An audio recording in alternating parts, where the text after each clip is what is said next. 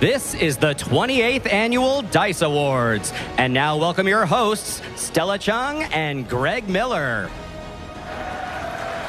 Hello, everybody! Hello! Hey! Hi, Stella. It's a long walk. I know. Oh my God. That's a long time to be looking at your face, dude. Okay.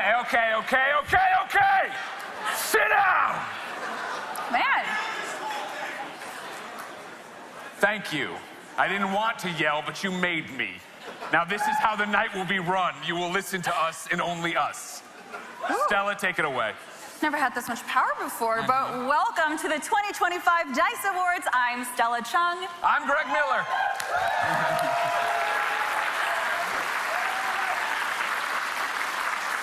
You know, Greg, I think we're the last people left with jobs in games media. That is correct. It is very bleak out there, but how are you doing with that? You know, I'm actually doing okay. It was a little bit of a long January, but it feels like the first time I moved out of my parents' house. And, you know, it's good to feel independence. 100%. Yeah. You know, if you wanted to, Stella, now that you're a free agent and you're out there, you could come work with us at Kind of Funny. I mean this with my whole heart. I am not that desperate. Okay. Thank you. All right, next year when you're still unemployed, we'll see what's, All right, okay, all right. Well, before we get started, we wanted to ask everyone here to give yourselves a round of applause. If you are in this room right now, that means you were responsible for creating some of our newest, best games of all time. Yeah, or you may have just gotten lost in the casino and felt like you walked into a fancy Doctor Who convention. Yes, if you are in fact a normal person, these are people who make video games. And no, none of us can get your nephew free V-Bucks. No. If this is your first time at the D.I.C.E Awards, let us explain it to you. Of course, it is basically the same as the Game Awards, except instead of Muppets like Statler and Waldorf, we have hundreds of disgruntled white guys.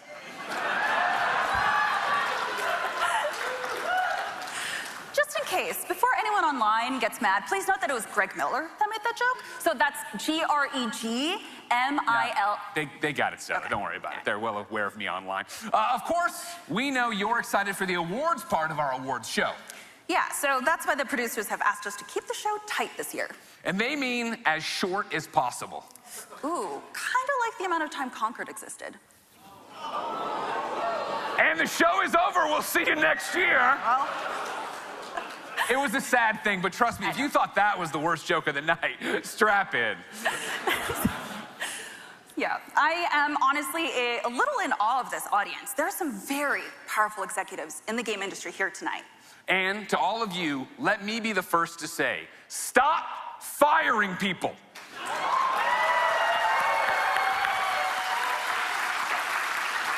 Yeah? I know, we would love to keep it positive here, but you're making it really hard. Like nightmare difficulty hard. Like how much do these bonuses need to be that you keep laying these people off? Speaking of Greg Way, Bungie laid off hundreds of people last year, while the CEO of the company was apparently spending millions of dollars on old cars. I'll say this, it's rare to see an executive literally driving a company into the ground. And we're just getting started, everybody. Yeah. All right, so again, all I want you to do is just strap in, because it's been a rough year.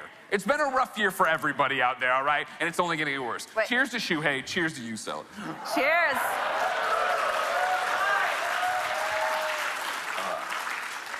Just gonna put that. It's sewn shut. It's all Okay, all right. cheap suit. Yeah. Well, so speaking on that topic, I mean, the news has been really crazy. Look at Ubisoft. They got layoffs, they got scandals, they got hostile takeover threats. I mean, seriously, imagine if their games were that exciting. Oh my God. They would be doing so much better. So much better. Yeah, and on top of that, GameStop shut down Game Informer. And that one really hurt. I can't believe that. Of course, Game Informer was the best part of GameStop.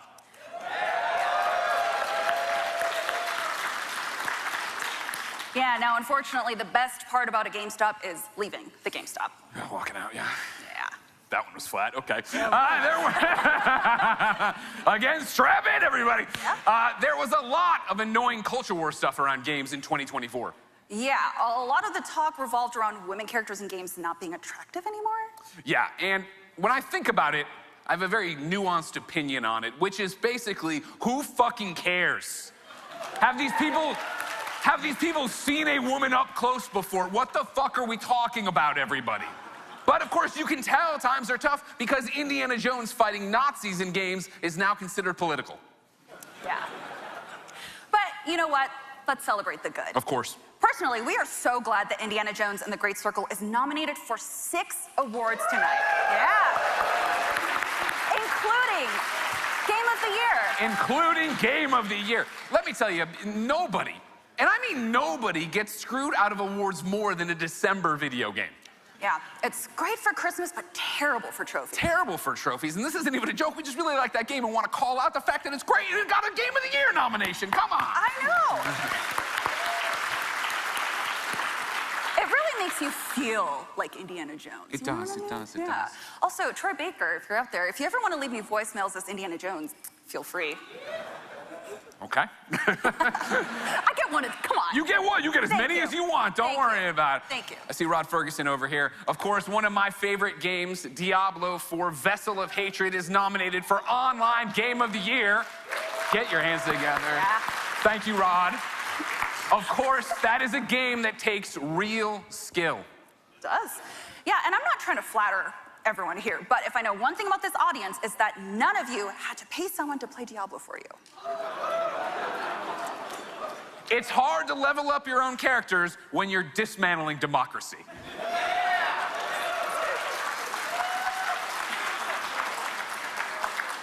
I feel like we're in good company here, but just in case for the people online, if you get mad at that joke, it's Greg Miller. G-R-E-G. M-I-L-L-E-R. Fuck Elon Musk and fuck Donald Trump.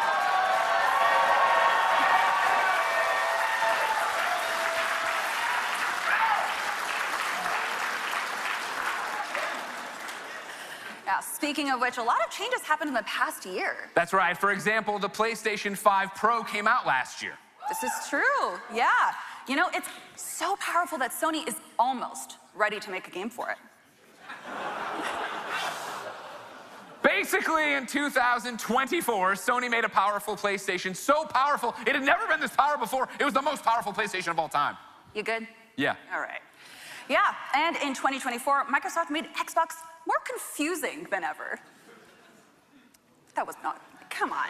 I mean, I get it, everything's an Xbox with the screen. I think it's cool, but whatever. Online people hate it. But of course, we did finally get the big announcement, the Switch 2. It's huge, it's a huge deal. Yes.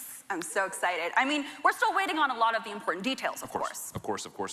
It's expected to release later this year, and based on tariffs, it's gonna cost about $17,000. Still cheaper than eggs, but you know, Still it's fine. cheaper than eggs, that is correct. Well, it'd be easier to get than eggs I know, as well. honestly, yeah. So another big story from the past year was a lot of companies have been trying to figure out how to incorporate AI into their games. And Stella and I actually have a very easy solution. Yeah, ready? Don't steal my joke. Don't steal my line. Don't put AI in your games. We stopped the NFT thing. We should learn from that mistake. We should also not do the AI thing, okay? Yep. Thank you. Yeah, but some of you in this audience are real heroes. As a resident of Los Angeles, and I know some of y'all are too, I want to personally thank each and every one of you who donated or put your game in a bundle or did anything to raise money to help with the fires. Seriously, thank you. Of course, so many people did great stuff. Let us give you one example. Call of Duty Black Ops 6 is nominated for 3 awards tonight, and that's impressive on its own. Even more impressive, a bundle created for Call of Duty raised over $1.6 million to help with the LA fires. And then Activision donated another $1 million. So let's give it up for them. It was just Activision's way of saying, we love you, Los Angeles. Yeah, but also Treyarch's way of saying, we're so sorry that Peter Ackerman flew a drone into that plane. It turns out you can't solve every problem with a joystick. No, unfortunately. But also, sorry, Treyarch. We know he's not actually there anymore. Sorry. But we also know it definitely came up in some conversations, so. Yeah. But also nominated tonight is Balatro. Yes. You already know, but Balatro is great because at its core, it's an addictively simple game. Yeah, I know some of y'all are playing it right now on your phones. So. But describing Balatro to someone makes you sound like an insane person. Okay, so it's poker, but there's like 50 jokers. And you can only use 5 of them unless, of course, you have a negative joker, which gives you more jokers. Yeah, okay, that makes sense. That sounds easy. Very easy. I don't know why people have so much trouble with it. It's also wild, of course, that the developer of Balatro is anonymous. Yeah, so if any of you are looking to impress someone at the after party, have I got a lie for you? Yeah, I created Balatro, you know, with all the cards and stuff. Oh my God. Can I buy you a drink later? It's that easy, everybody, and I think it's open bar, so that's even weirder. But that's right, the developer of Balatro is anonymous. I mean, seriously, who is this joker?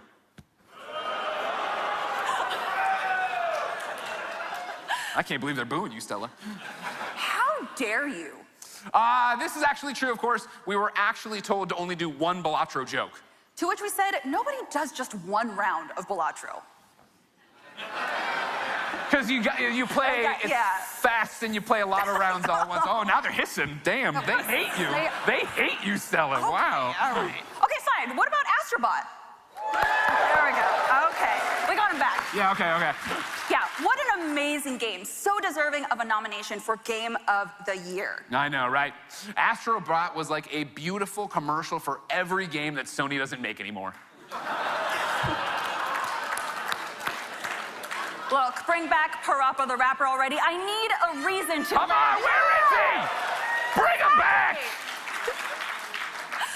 Oh, also, let's not forget about Marvel Rivals, which is nominated for Online Game of the Year. What a great game!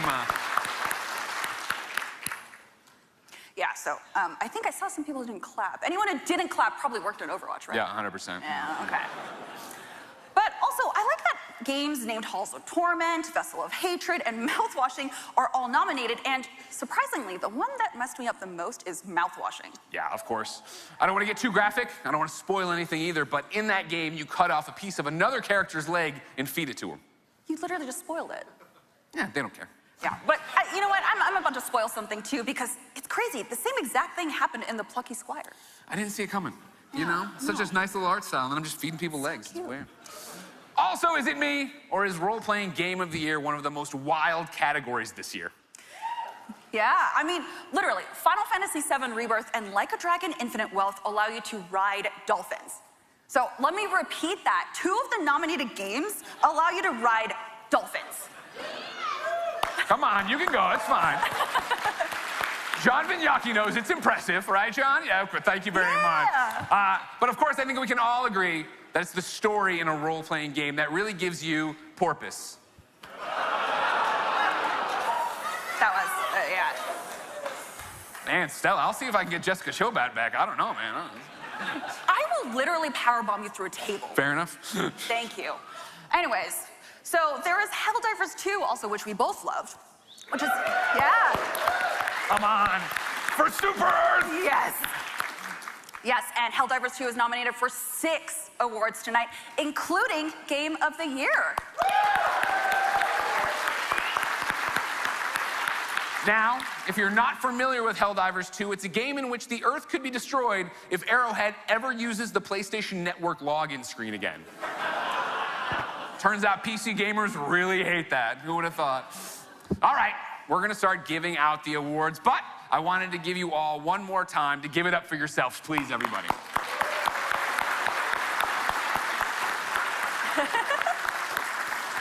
Yes, and please give it up for Noodle House for all the amazing visuals throughout the show that you'll be seeing quite shortly. We really appreciate all of you. Yeah, I know. I mean, listen, we may joke about the industry, but we truly love games more than anything. Even more than family. Oh. Hey, Jen, if you want to be with a real gamer, let me know. Just saying. You look better in green. I do. Thank you. But yeah, no, games are an art form that brings people together across the world in a time where we really need it. And it's because of all of you, the developers, the staff, everyone that we have these games. You are actually, literally the lifeblood of this industry, and you are what makes it great. So thank you so much, and congratulations. Let's get on with the show, everybody. It's D.I.C.E. Right, just wait.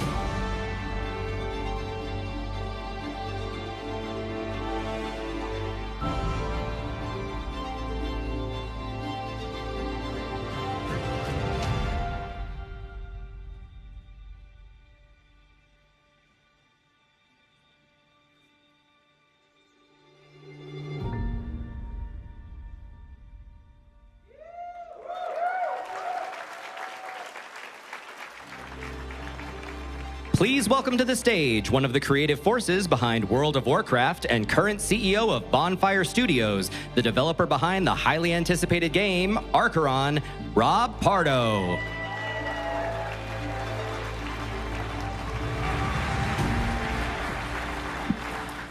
It's nice to see everybody. I think we can all agree that action games are some of the most popular games on the planet. But as tonight's nominees demonstrate, they're also way more varied than people give them credit for. From otherworldly team-based combat to intense mythological battles to literally becoming Batman, each of these games prove that action games are always finding new ways to make our hearts pound. Here are the nominees. The nominees for Action Game of the Year are Batman: Arkham Shadow,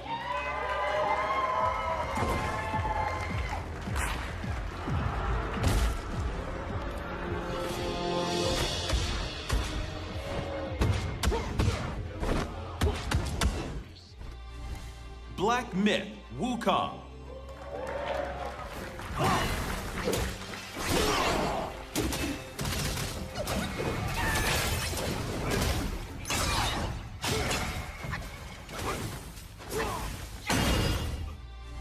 Call of Duty Black Ops 6,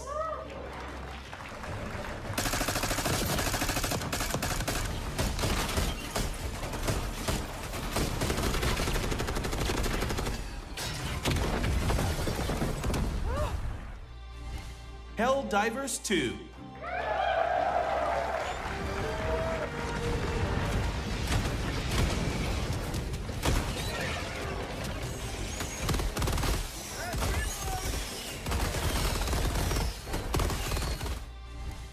Stellar Blade,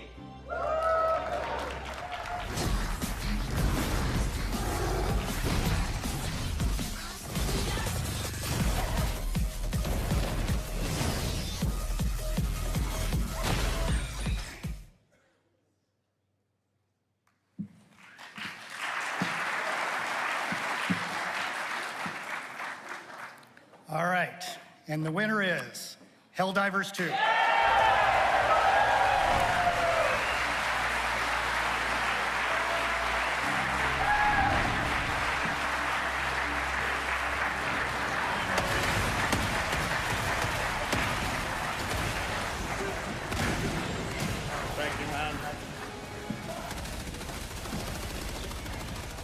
Okay, this is great.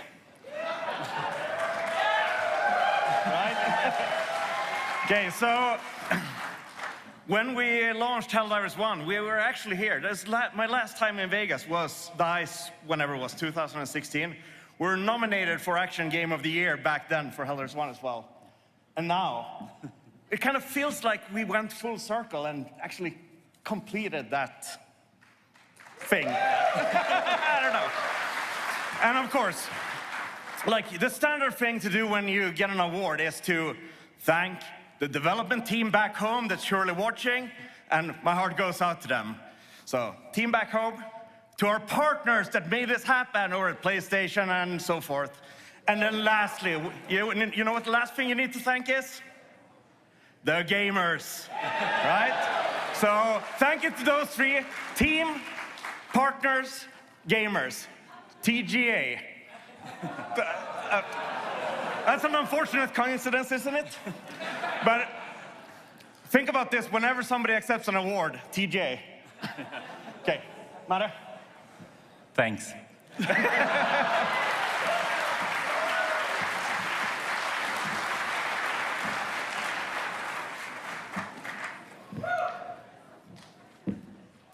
Adventure. The word alone evokes images of exploring exciting worlds and meeting strange characters. It's also been associated with video games since the very beginning. After all, one of the most beloved games on Atari was just named Adventure. But whether it be piecing together memories of a post-apocalyptic world, diving into a spooky underground labyrinth, or summoning a bed to walk across a river, the games in the category show us there's always new places to find and puzzles to solve. Here are the nominees. The nominees for Adventure Game of the Year are 1,000 times resist.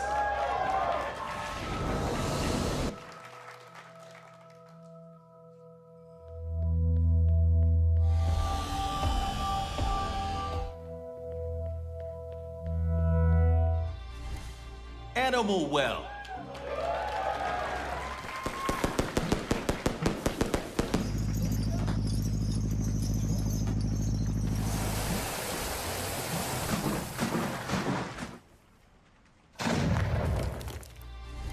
Indiana Jones and the Great Circle.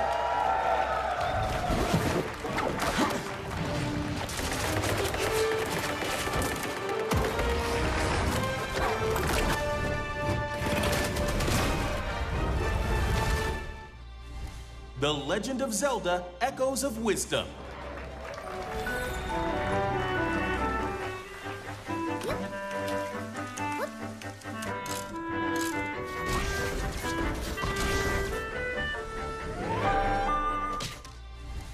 Prince of Persia: The Lost Crown.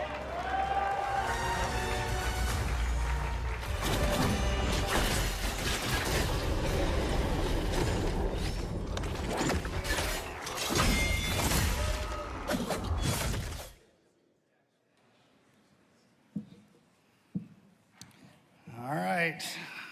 And the winner is Indiana Jones and the Great Circle.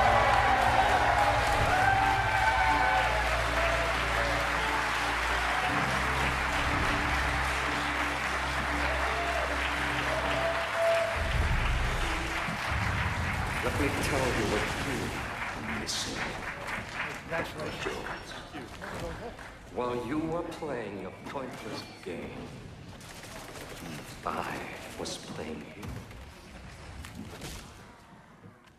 Hello from Machine Games. So,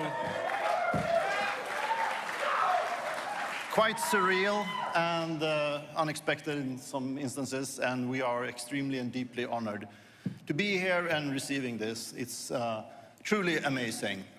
And I would like to start with saying thank you to one of our long-term friends at Machine Games, Todd Howard. Because if it wasn't for Todd Howard that brought the game to us, we wouldn't be standing here at all. Secondly, I also would like to say a deep thank you to our captain at the helm back home in Uppsala, Jerk Gustafsson, our game director. Without his passion and relentless energy, we wouldn't be standing here either. I also would like to take the opportunity to say a big thank you and a shout out to the amazing cast that we had and the talent on this project. Troy Baker, Alessandra Mastronardi, Marius Gavrilis, and Tony Todd, that is unfortunately no longer with us. Creating a game like this, centered around one of the most iconic characters in the world, wouldn't have been possible without the incredible partnership and collaboration with Lucasfilm Games. Thank you for welcoming us into your universe and entrusting us with this remarkable character. It's truly an honor.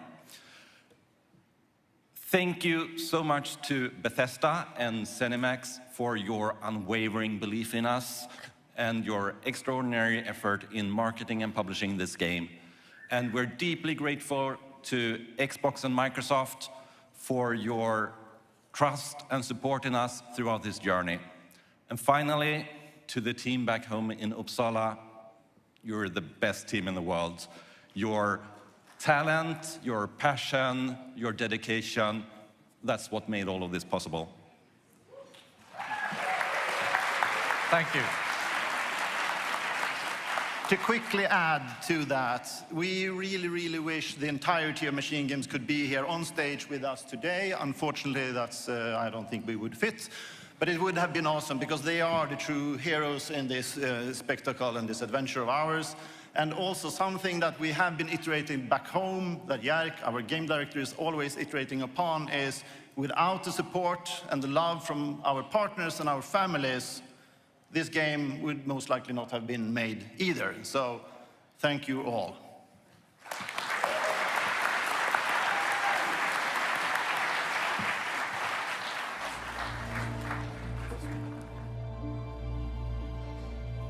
Please welcome the creator of RimWorld and the studio director of Ludion Studios, Tynan Sylvester.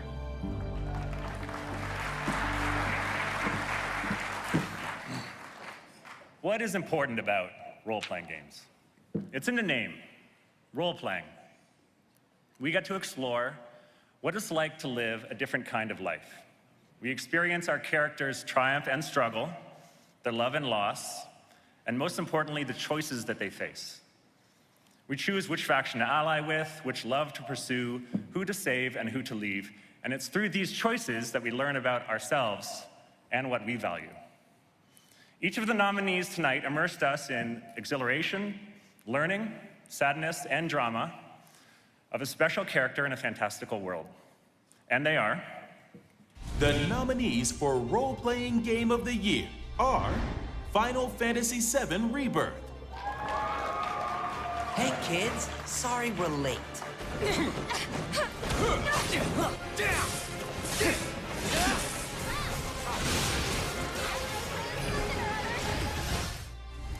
Dragon Age, The Veilguard.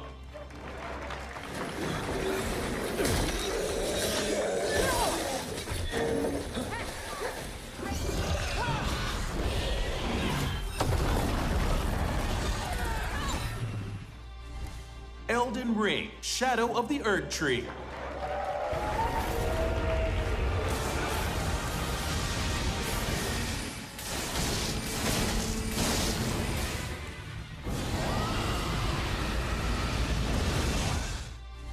Like a Dragon, Infinite Wealth.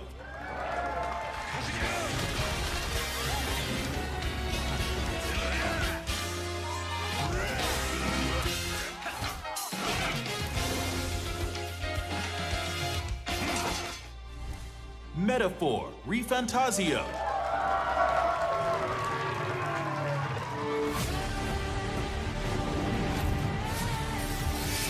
Take cover!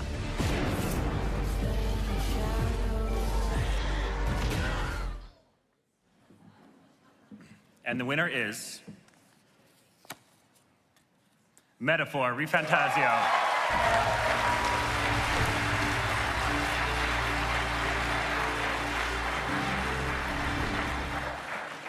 The team couldn't be here this evening, but they sent us a video. Hello, everyone. My name is Scott Strickard, Senior Localization Producer for Metaphor ReFantazio. I'm incredibly grateful to accept the Role-Playing Game of the Year award on behalf of the development team in Japan, who unfortunately couldn't be here tonight. That said, Katsuro Hashina-san, Metaphor's creative director, wanted to express his deep gratitude to you for such a prestigious award. In a year among many excellent RPGs developed by teams around the world, we're honored that this debut title has been so well received. The team would like to express how grateful they are to you and to all the game's fans. On behalf of the entire team at Studio Zero and Atlas, thank you.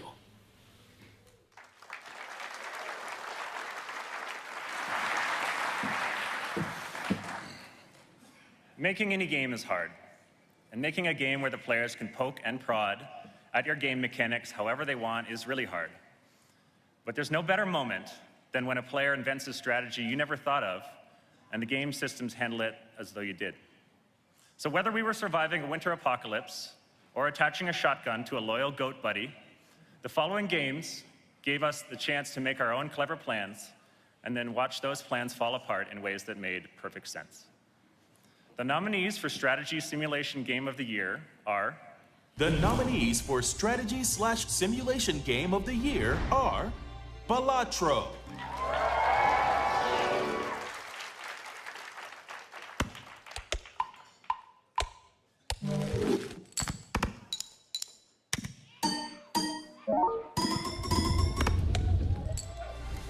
Caves of Cud.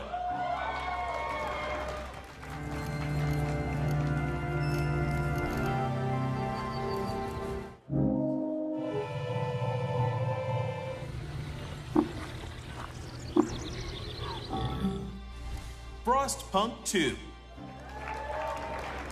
For the citizens! Steward, hear your people! We want a say in how we run this vote. Steward! Do you hear us? Steward! Steward, what about us? Tactical Breach Wizards.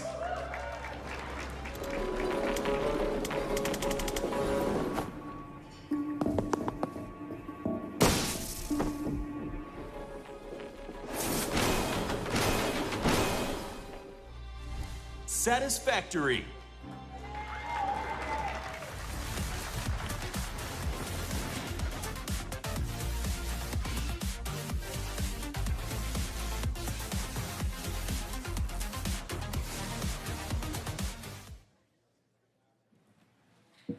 And the winner is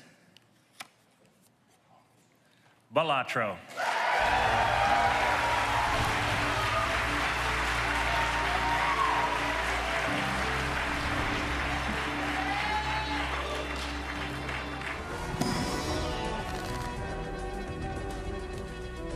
Congrats, guys.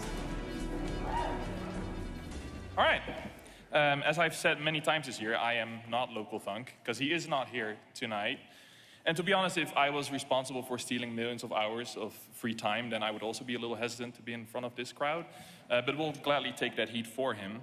And also, if you are planning to pretend to be Local Thunk tonight, like, please don't. Like, I will find you. But this is a huge honor, like a strategy game with everything that's been nominated. He's humbled by the nomination, and now the win makes it even better. And for all the strategists out there, there is more to Balatro than playing flushes like all the time or Steel Kings with a red seal. so try straight every now and then, okay? So thank you so much. He's humbled, and this is very cool. Thank you.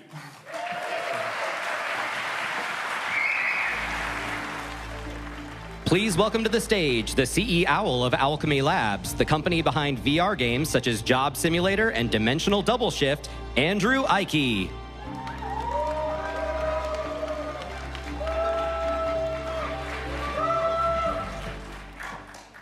For decades, immersive reality was relegated to science fiction movies and expensive, wonky demos. Now that it's so available and affordable that millions of people use it every day. Why?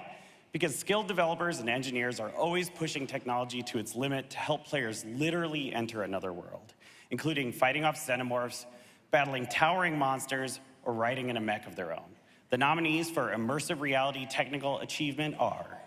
The nominees for Immersive Reality Technical Achievement are Alien Rogue Incursion. My left temple. It seems we can get to the Ops Command Center by taking the elevator to the... Batman Arkham Shadow.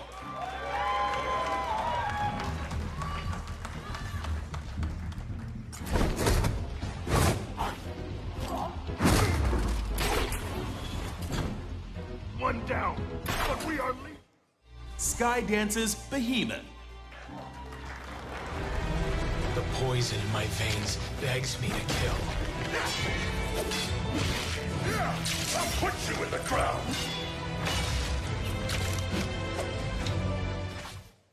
Starship Home.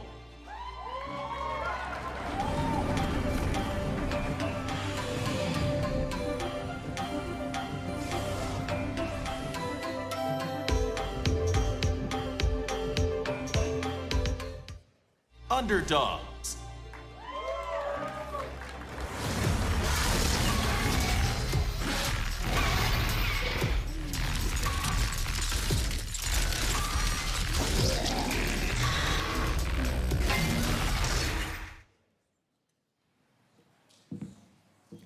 And the winner is...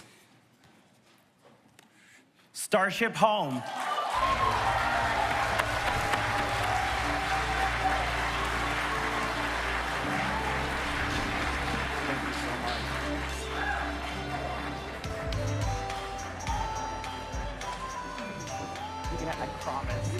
I promise it's real. You can have the card. Congratulations. Oh. I'm gonna try not to get very emotional. We built this game to try to uncurse the vibes. Because if you haven't noticed, the vibes are cursed. And I had this insane idea for this game, and I went to the best people in the world that I thought could solve problems that I never thought were solvable, and they said yes. And so I want to thank Mark, our engineering director, and Ash, our art director, for agreeing to go on this insane ride with a much larger team of people that we wish could be here. And I want to thank all of our families and partners for putting up with madness and us wandering around in our homes with headsets on playing this game for hours a day. And to everyone else in our network, everyone who had a Quest 3 that played this game and helped us find a way to turn whatever room you're in into a starship and send it to outer space and put you into the dreams of alien plants. And we built that, and you can go there. So thank you for all of your support and to all of the people that made this happen. We couldn't have done it without you, so thank you.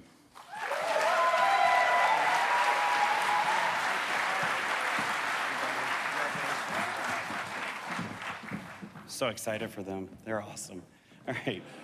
Put on a headset and leave your troubles behind. For gamers, it's that simple. But for the teams of artists making these games, it is, to put it lightly, a lot more complicated. It's almost like pulling off a magic trick, giving players the illusion that they can actually reach out and touch their surroundings, that what they're seeing is really happening in front of them, not just on a screen.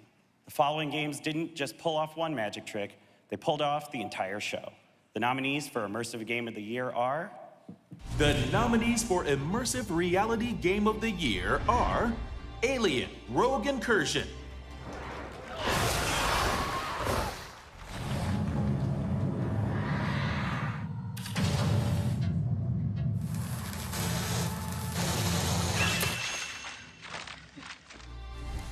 Batman Arkham Shadow, I can't protect Gotham City like this. I became a symbol to fight crime, but I don't understand those who commit it.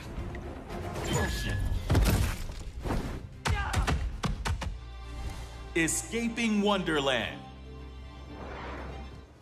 Ouch! Gotta work on that landing. I need to get the old under engine up and running. Mr. Mole really left these all over the place. Skydance's Behemoth, And the gods that walk among us thirst for death.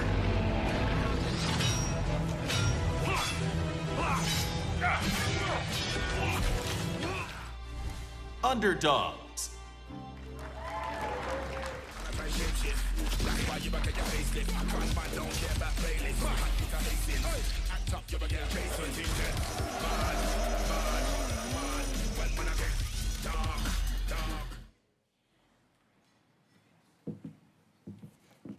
And the winner is Batman Arkham Shadow.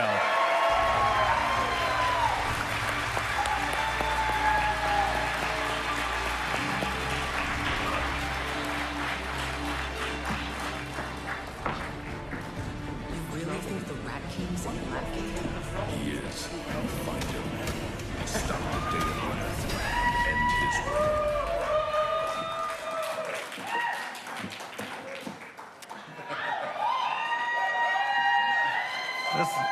That's a good-looking crew, huh? Yeah.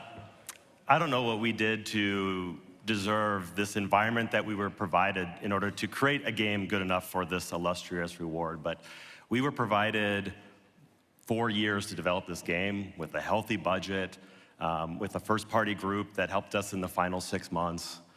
We were allowed to play, in my opinion, one of the greatest worlds to play in the world of Batman and Arkham. We were given access to the Arkham community, which was, at first, very angry. And then they welcomed us into their family, and now we feel like we're part of it. That our partners at Warner Bros. And D.C. also trusted us and gave us that creative direction and freedom that we were allowed to make the game that we wanted to. We built this game, in my opinion, the best technology that you could use to build immersive content in Unity.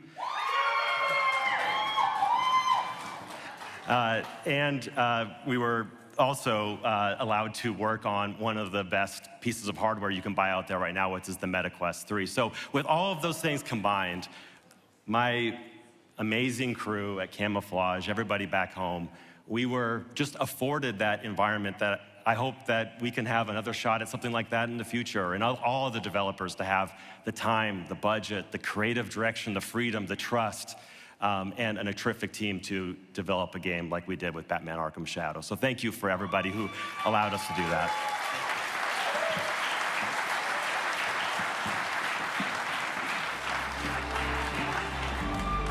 Please welcome back Stella Chung and Greg Miller.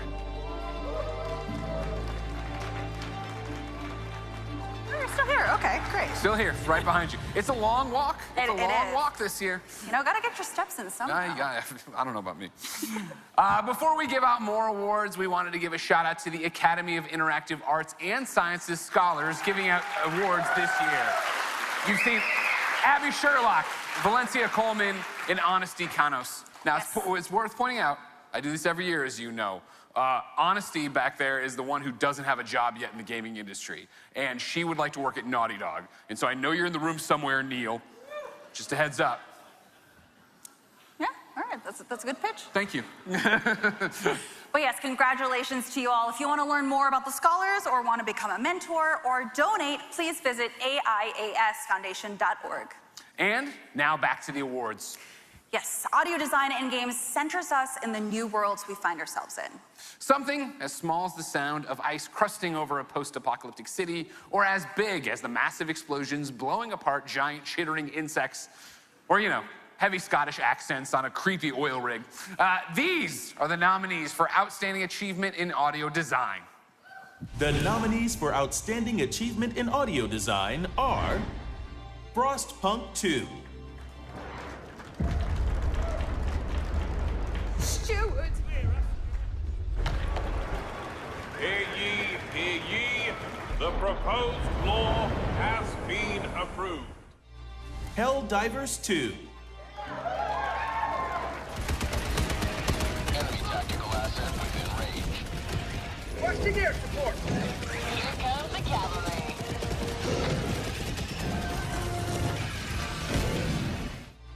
Monument Valley 3,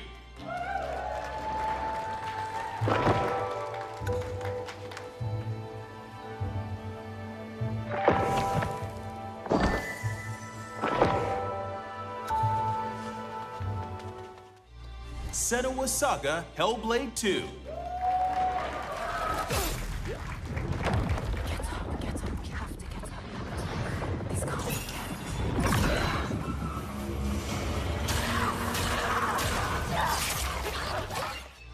Still Wakes the Deep,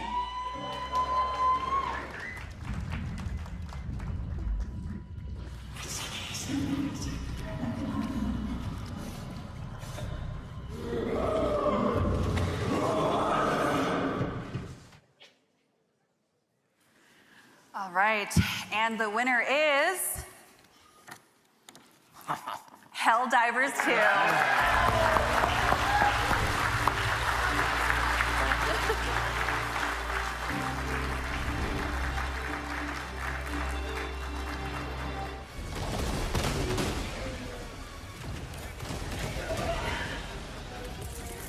Calling in orbital strike.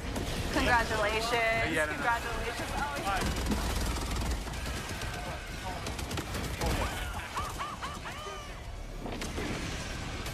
Okay, well, I guess you can't do best action without the best audio design, right? I mean, from the shotgun in Doom to now, like, audio is like one of the most important disciplines when it comes to making a great action game, right? And I think we as an industry all have a tendency to always forget about audio design. Like, it's that thing, those guys in the back room, that back corner, and they'll just fix it after the artists have made a lot of assets that then need audio design. So, massive thank you to the team back home, to our partners, associates, and to the gamers. And also to this wonderful team, please. Hey, you guys. I'm Bianca from Sony, dialogue lead for Helldivers 2. This game was built by an amazing, insanely talented team who put their entire hearts into every single detail. A huge shout out to our talented teams at Sony, the dialogue team, sound design, music, the hilarious writers at Arrowhead, the Arrowhead dev team, I mean, my goodness. And of course, the diehard Helldivers community that just believed in us. This is for you, this is for Sony, this is for Arrowhead, and of course, this is for Super Earth! For democracy! Thanks, you guys.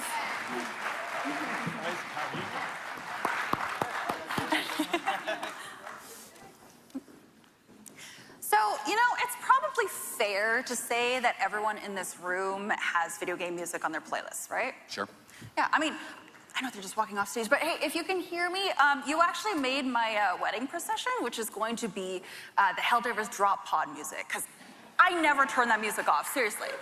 To be clear, just so everyone in the room understands, you're not even engaged yet, right? No, but that's just like... Just making sure that's how important the music is. You gotta plan it out. I hear you, I hear you. As soon as I heard it, I knew it. Fair enough. You know how you know what... Well, actually, you wouldn't know, because you didn't buy a dress, but whatever. Anyways, I love video game music, and I will always use the in-game music anytime I can. I mean, I almost cried when Nintendo released their music app. Sure, yeah, me too, except I did cry. The music of gaming can tug at the heartstrings, have you on the edge of your seat, and get you ready for action. It can drive you to be the slick space scoundrel, or keep you calm as you solve meditative puzzles, or just get stuck in your head after finally finishing a platformer speed run. The nominees for Outstanding Achievement in Original Music Composition are... The nominees for Outstanding Achievement in Original Music Composition are Astrobot,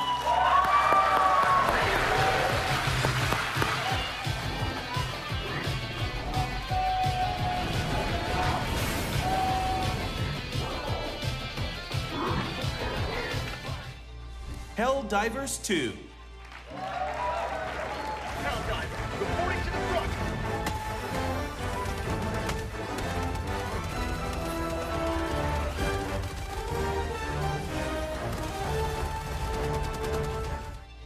Monument Valley 3,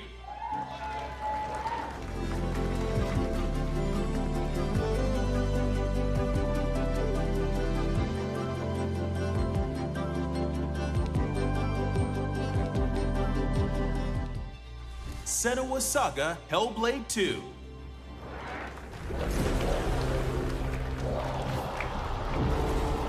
Ingun, I can't help you.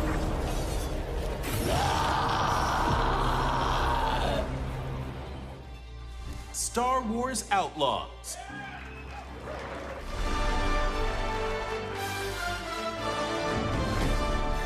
The underworld shows no mercy. But it's a big galaxy out there. All right, and the winner is... Helldivers 2.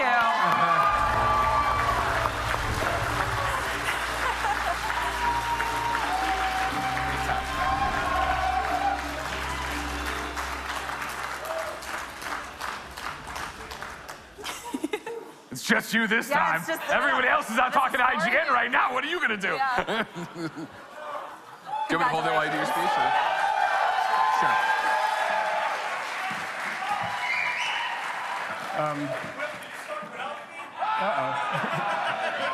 I'll go fast and then we'll have him. So first off, congrats to all the nominees. This was a phenomenal year for video game music, and all of your scores were exemplary. I've actually been a bit of a Sony fanboy ever since grade school, and ever since my first GDC in 2006. It had been my dream to work on a Sony game and collaborate with the famous and incredible Sony music team. And so working on Helldivers was like a dream come true. And it's so incredible to accept this award from the Academy. I'd like to thank the Nashville Orchestra and my music team, the music team at Sony PlayStation, and the dev team at Arrowhead for bringing me on this journey and making such an incredible game. Thank you so much. This guy is probably the best composer in the entire games industry.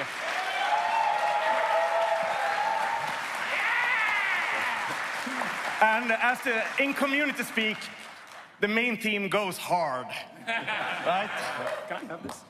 Of course you can, Will. For Super Earths. Tonight, we're here to honor a foundational industry figure, Don James. From the launch of the Nintendo Entertainment System to the Nintendo Switch, he's been a formative part of Nintendo's US journey from the very start. As employee number 4 and warehouse manager, Don worked with a small team of Nintendo employees in Tukwila, Washington, building arcade games for deployment across the US. My history with Don goes back to my first Nintendo video game experience. I was at college and a regular in front of the Space Invaders cabinet. One day, I spotted a new game cabinet. The game was called Donkey Kong, and that started a more than 40-year love affair with Nintendo and video games. Don James built the cabinet that first introduced me to gaming. Before Donkey Kong, most video games were simpler in design and mechanics, often relying on abstract visuals and straightforward gameplay. Donkey Kong flipped the script with a story. Be the hero and unlock new levels of storytelling. Alongside his friend and colleague Howard Lincoln, Don helped build Nintendo's US brand for the company's US fans. In the fall of 1985, Don James led a small group of Nintendo employees who helped launch the Nintendo Entertainment System. And from that beginning, and over nearly 40 years, Don has played a critical role in launching every Nintendo home video game system. With gear like the Rob Robot and the Zapper Light Gun, the NES was unlike anything players had seen. The NES also saw the genesis of now legendary games like Super Mario Bros., The Legend of Zelda, and Metroid. The NES went on to sell over 60 million units, and Mario became more than a character. He became a cultural icon. In 1991, I got a call to go crash an audition for an Italian plumber from Brooklyn named Mario. Had a wonderful time exploring the character, and Don James gave me the wonderful gift of saying, "You're hired." And there we were with the real-time animation system, MERT, or Mario in Real Time. 5 years into doing this, Don James says, "You're hired for something else," and that was doing the voice of Mario in Mario 64. 168 games later, we're still having a great time. In 1995, Don worked with his colleagues and IDSA CEO Doug Lowenstein to launch E3. His unwavering commitment to the show helped make it the must-attend for everyone and anyone in the entertainment world. But Don was more than an industry visionary. He was a booth design Michelangelo. Annually, Nintendo's booths were jaw-dropping, and attendees and competitors all knew to expect the unexpected. In 1999, Don and his team brought fans closer to the magic of gaming when they debuted a full-sized replica of a pod racer to launch Star Wars Episode I Racer. And in 2011, Don helped bring Mario Kart to life with real drivable karts built by West Coast Customs. With the industry's massive growth, Don and others realized it needed a rating system that could help parents understand the content in the games they were buying for their kids. Don's commitment to the ESRB and its mission has spanned 3 decades. Not only was he instrumental in the development and broad adoption of the rating system back in 1994, but he's helped us adapt it along the way to meet the demands of the industry and consumers at large. Under Don's leadership, Nintendo has partnered with the Starlight Children's Foundation for over 30 years, distributing over 8,400 custom gaming stations to hospitals across North America, bringing joy and relief to more than 13 million seriously ill children. Don's work wasn't just about making video games. It was about creating joy and forging real connections. Gaming is just better because of Don James. Don James connected innovators, visionaries, and dreamers. He helped build a legacy that didn't just change Nintendo, but transformed an entire industry, and his impact on gaming is forever.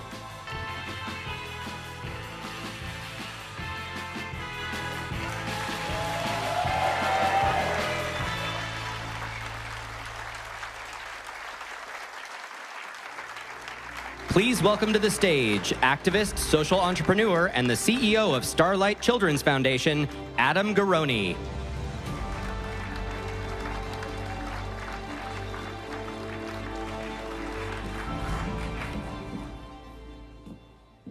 Starlight's mission is to deliver happiness to hospitalized kids when they need it most. One of our first programs was co-created by Don James in 1992, who saw the opportunity to adapt the Nintendo gaming console to work in children's hospitals. To Don, these weren't just games, they were lifelines, a way to bring fun, happiness, and a bit of normalcy to kids when they needed it most. Don's vision and dedication helped turn this idea into something powerful, touching millions of lives and making a real difference for families everywhere. Don's contribution over his stellar, decades-long career to the gaming industry, to Starlight's mission, have led to this Lifetime Achievement Award. I want to congratulate John James. Thank you.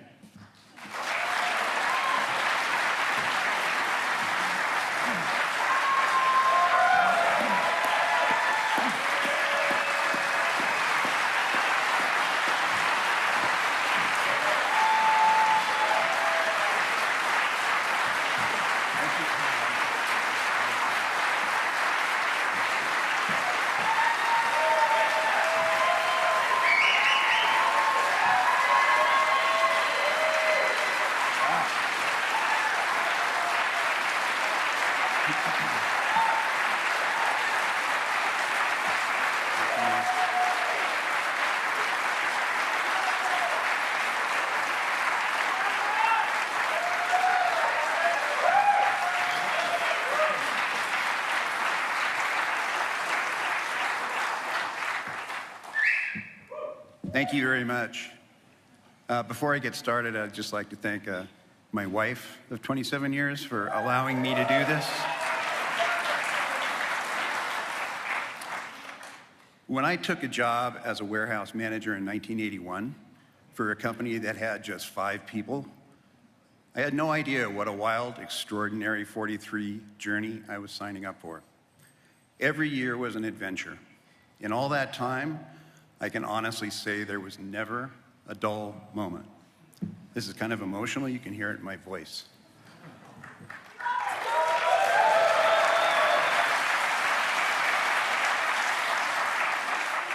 That's audio design, just for you. In the video, you caught a glimpse of some of the amazing projects I was able to work on, but meaningful as they were and still are, they were only a part of the magic I experienced. The real magic was the people who supported me and those who worked with me, both at Nintendo and in the industry. You heard from a few of them in the video, but if I shared the full list, we'd be here all night. Looking back, I feel so fortunate to have worked with and learned from so many.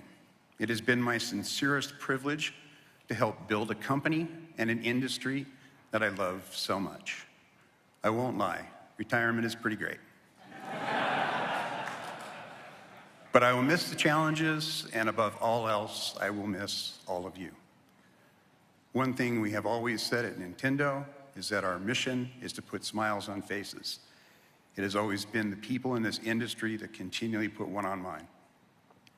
This thing we call video games started decades ago, and the experiment is still running all these decades later. The best part of this industry is that no one knows where we'll go next. Keep playing, keep creating, keep surprising, and keep inspiring all the generations to come. Thank you so much for this great honor.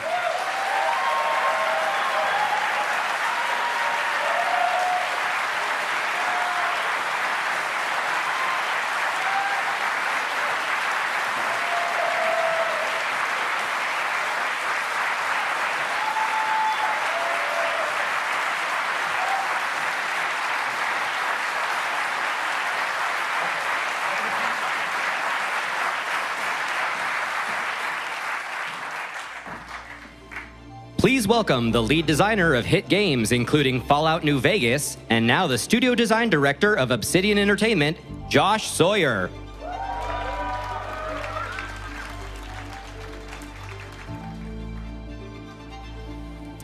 Between all the flying bullets, double jumps, and base building, a game's story can often be overlooked. But a good story can elevate even the most sublime gameplay. For many games, the story is its beating heart. Speaking of beating hearts, it's hard to believe that there are people who think you don't need one to write a great story. To create characters inspired by our cultures, to explore the themes of our lives and the world changing around us, to connect and speak to us as no other form of media can.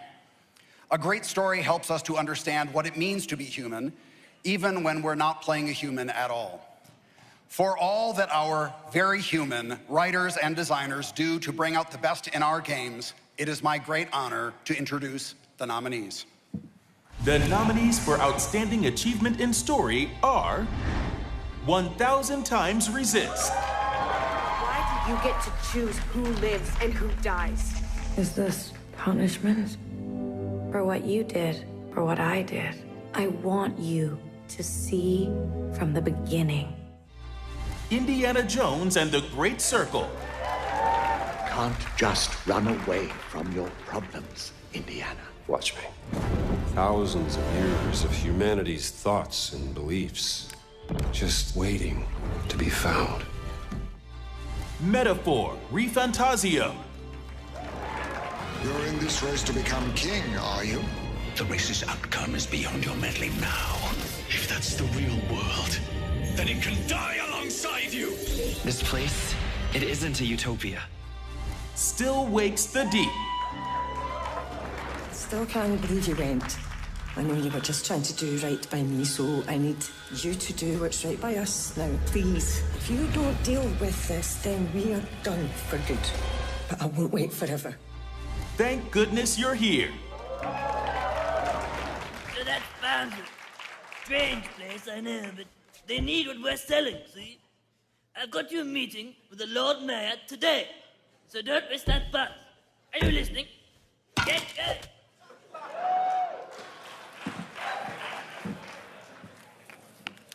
The winner is, I love you, Indy, Indiana Jones and the Great Circle.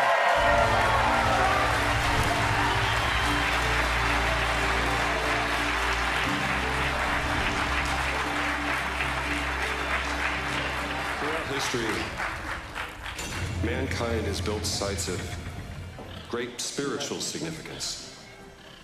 If you were to draw a line through these ancient sites around the globe, you get a perfect... Hello again. Really amazing, and we're a bit shocked, I think. I'm standing here on behalf of our lead writer back home, Tommy Tordson Björk, and the whole narrative team that has done,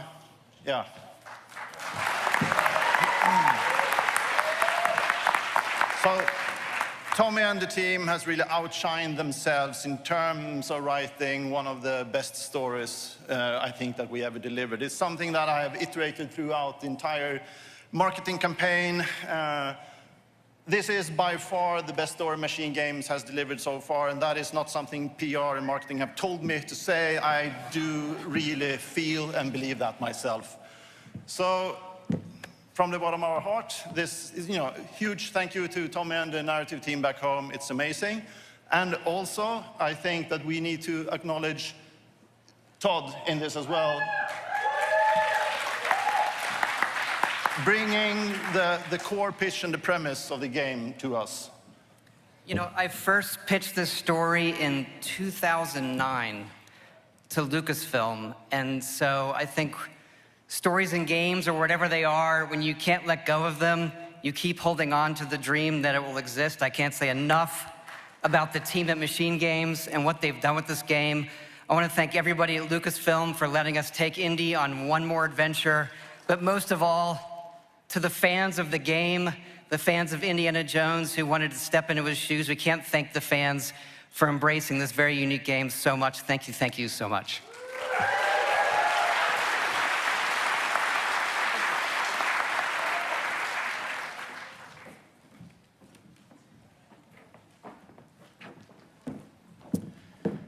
Words on a page, faces on a screen, dialogue coming out of a speaker. How do characters even work? No, really, how do they work? Please tell me.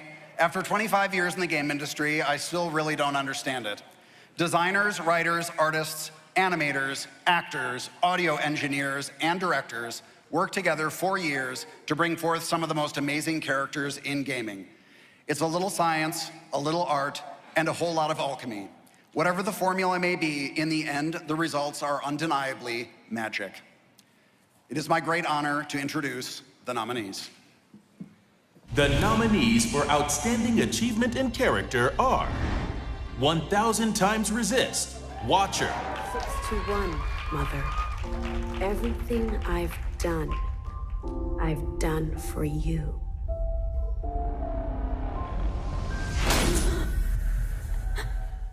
Final Fantasy VII Rebirth, Yuffie Kisaragi. Some know me as the world's greatest materia hunter. The rest, a benevolent and beautiful ninja. Who ties what rose? The one and only Yuffie! Indiana Jones and the Great Circle, Dr. Henry Indiana Jones. I'll knock your teeth out.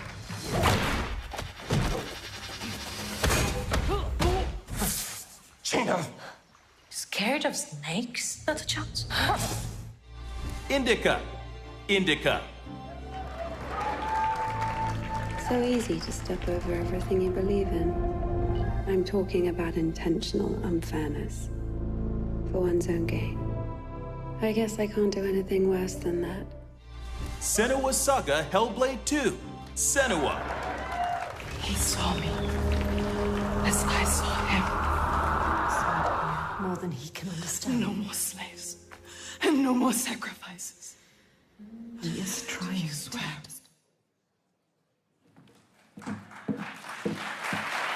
And the winner is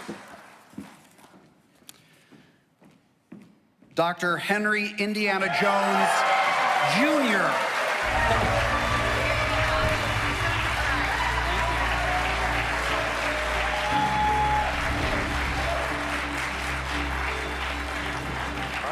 I've run into nonsense before, trust me. It ain't a walk in the park. Okay, then. Let's see if you can keep up. Fine.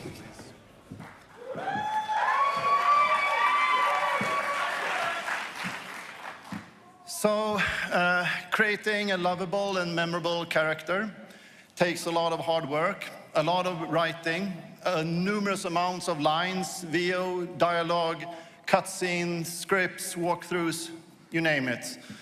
And as I mentioned previously, our lead writer back home told me, and the narrative team has, outshined themselves when they've been on this extreme adventure.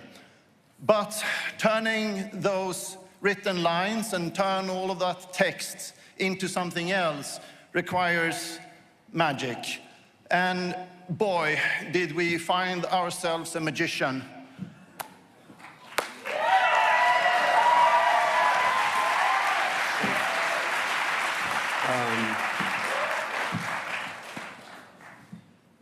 I was just checking.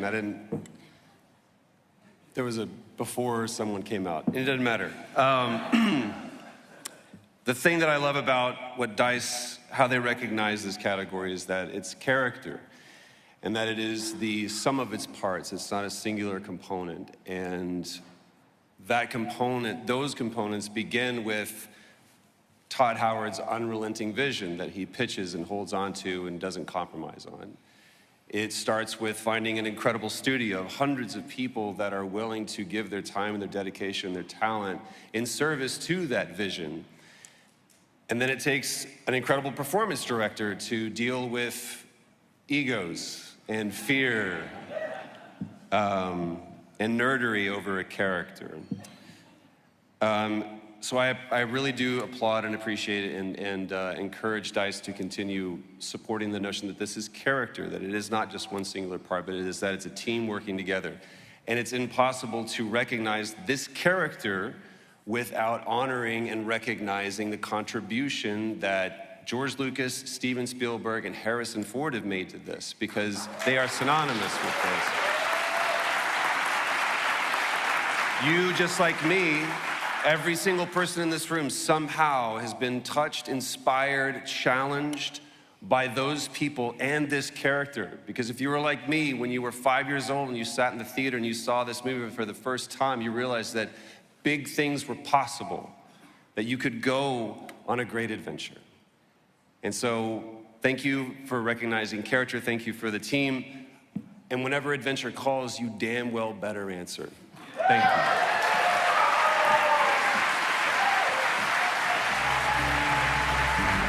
She's the CEO of Iron Galaxy Studios, the developer behind games including Killer Instinct. Please welcome to the stage, Chelsea Blasco.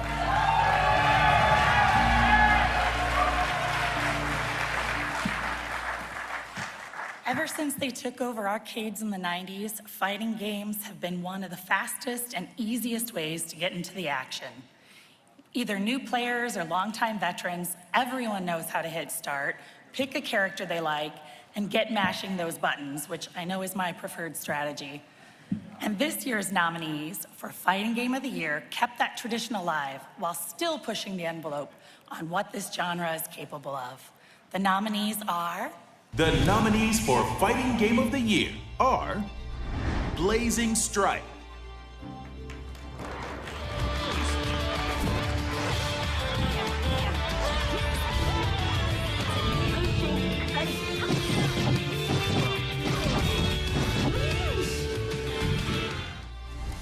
Dragon Ball Sparking Zero,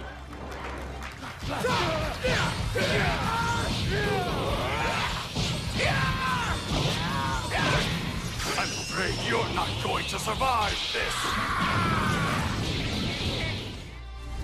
Mortal Kombat 1 Chaos Reigns,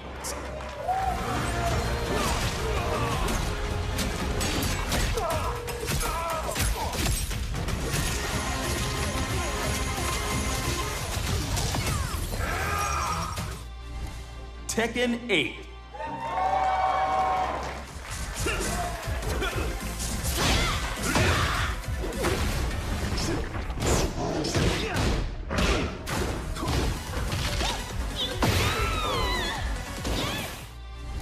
Underdogs,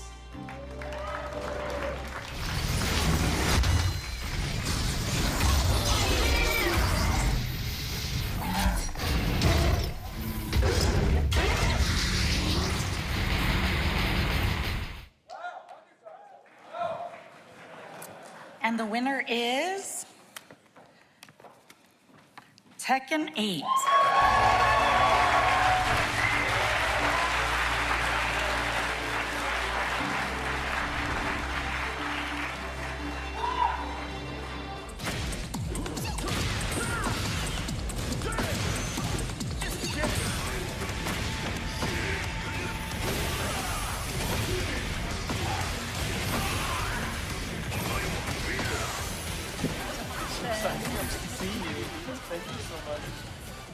All right.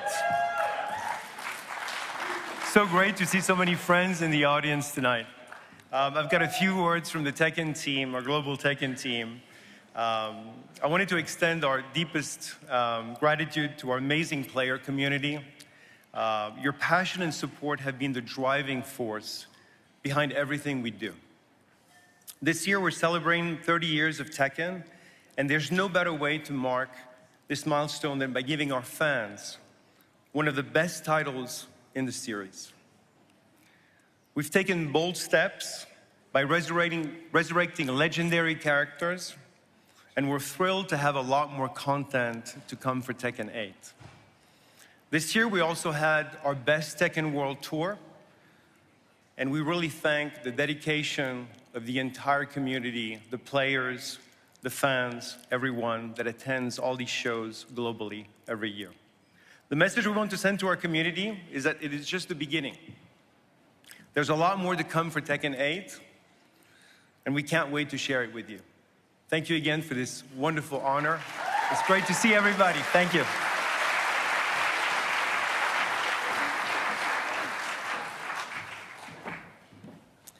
I think we can all agree that sports are at the very foundation of our industry.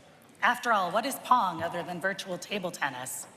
And you can pretty much draw a straight line from the stick figures football for Magnifox Odyssey way back in 1972 to the photorealistic players in the games nominated tonight. The nominees in this category bring excellence to video games' longest tradition, and more importantly, bring out the competitor in all of us. They are... The nominees for Sports Game of the Year are EA Sports College Football 25. Games like this, as we'll see. Crowd. Yes, it's yours. Got it set up on the outside. EA Sports FC 25.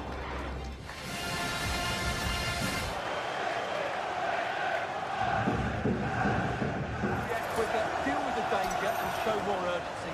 None of this will go down as an own goal. MLB The Show 24. To get this one started after this. Maybe the element of surprise was what came in. Obviously, regardless of the score, be challenging for some. ALCS Game 2, the David Ortiz. NBA 2K25. Man, I'm just blown away. Absolutely as clutch as you can get. This is a ball game people will be tough. He is an incredible leader when the game is willing to step up. And the winner is MLB The Show 24.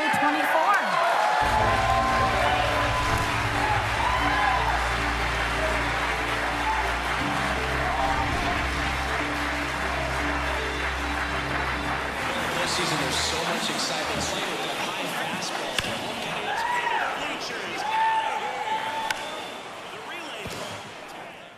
Oh, this is really unexpected. Thank you to everyone, all of the designers, the producers, the engineers that work on the game, but also thank you to the interns that show up for a few months and really contribute. Also, thank you to all of the contingent workers whose fate really is never in their hands, but they show up every day and they really kick ass. We really appreciate you. We're celebrating 20 years of making sports games at the San Diego studio, so a big thank you to Scott Rohde and Chris Cutliff. And as always, thank you to the fans for keeping the lights on, and thank you to Quality Assurance, because without them, none of us would be here. Thank you.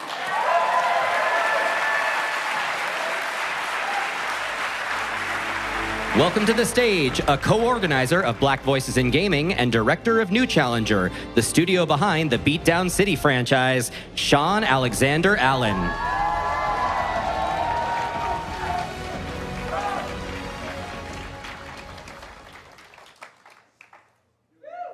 Video games and technology are often conflated as synonymous, but video games often use growing technology with the intent to instill a sense of awe in players, to show us sights we've never seen, and to convey the breadth of human emotion. The best uses of tech in games are not used just to push high-resolution textures or the next form of anti-aliasing, but rather to push the art of the medium forward. The nominees for Outstanding Technical Achievement are... Outstanding Technical Achievement are Astrobot,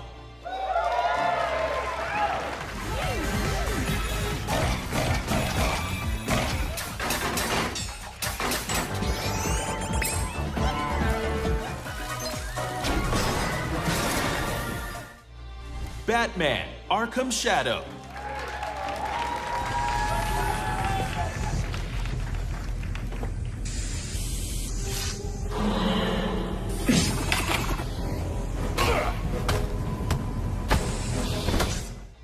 Indiana Jones and the Great Circle.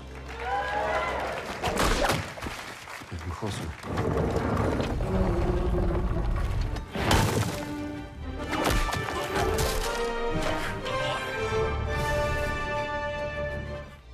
Senua Saga Hellblade 2.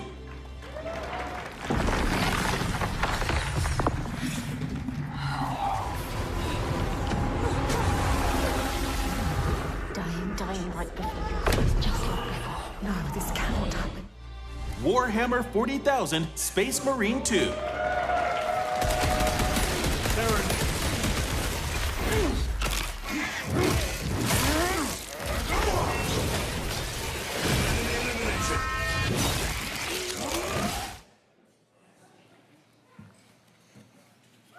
And the winner is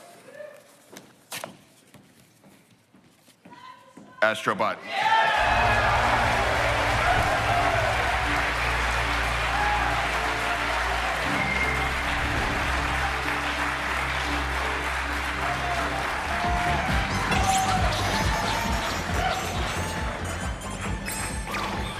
Thank you very much. Technical achievement, it's an amazing thing for us, means the world. You know, we have a concept at Immersive. Actually, right now it's Friday morning in Japan, and they just finished their review, and I'm missing them very much, and they're watching us, so I just want to say, guys, thank you so much. Well done getting this award. So we have this concept of techno-magic. It's one of the big features of the game that we talk about internally, and it's all about taking all the technologies that we have around and just turning it into something that is just simple magic, you know, for families and kids, and, you know, put smiles on their faces and, you know, stars in their eyes. So to all the techno magicians of Team Asobi, really well done. This is for you, and I love you. Thank you very much.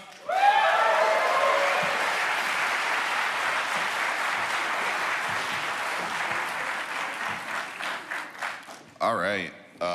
Everyone in this room knows that no matter how big or small, games are hard to make. The buzzword we often hear is how risky it is to make something unknown or games that don't fit into the metrics. If you pitched a genre-blending walking sim starring a nun or a pixel art poker game that uses more and more disturbing clowns to keep players engaged, they'd probably laugh at you. And yet these games, and along with the other ones nominated, are daring endeavors by teams spanning size, scope, and budget. The nominees are... The nominees for Outstanding Achievement for an Independent Game are Animal Well,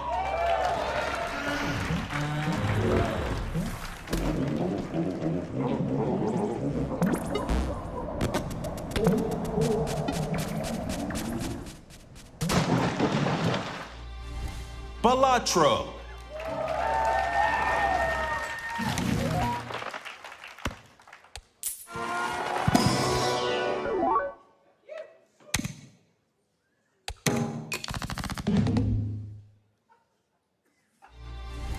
Grunt,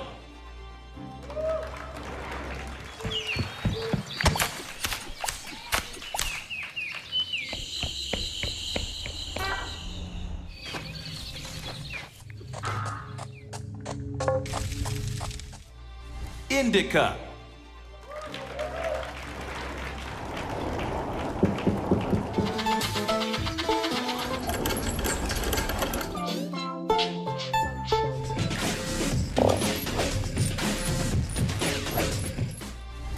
Mouthwashing,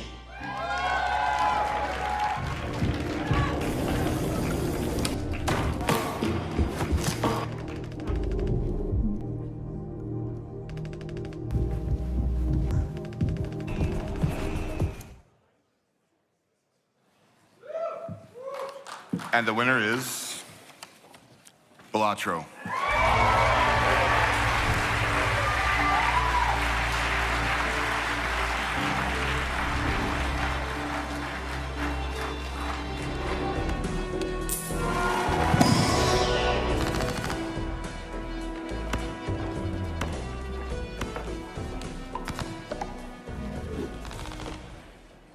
If you're just tuning in, still not Local Thunk.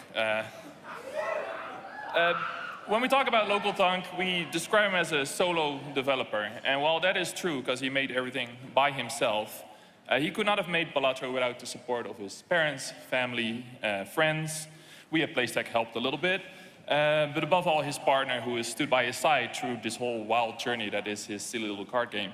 So I think this goes out to all the sometimes invisible support that without them, this magic would never happen. So thank you.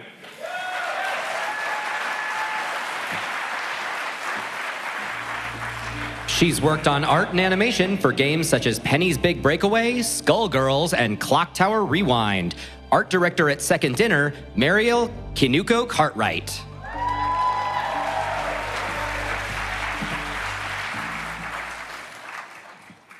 Outside of a few exceptions, there are obviously no video games without animation, because it's almost all animation.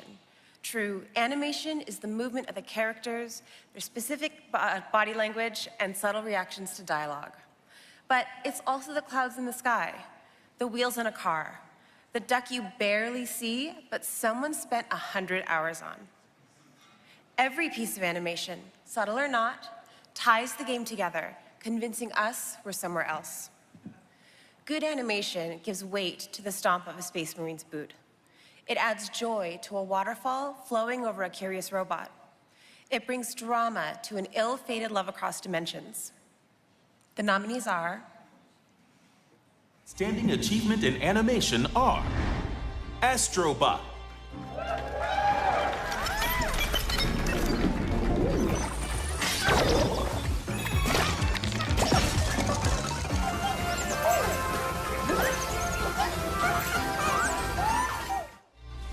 Call of Duty Black Ops 6.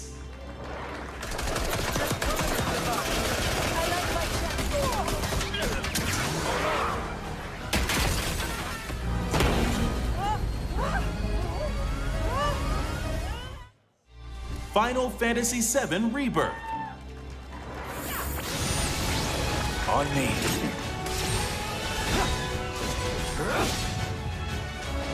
It's upon us. The reunion. When worlds merge.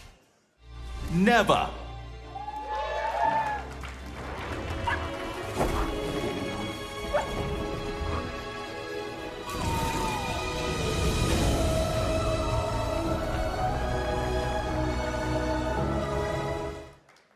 Warhammer 40,000 Space Marine 2.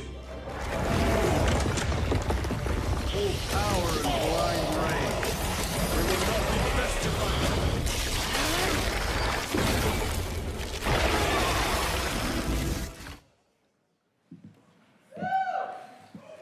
And the winner is... Astrobot.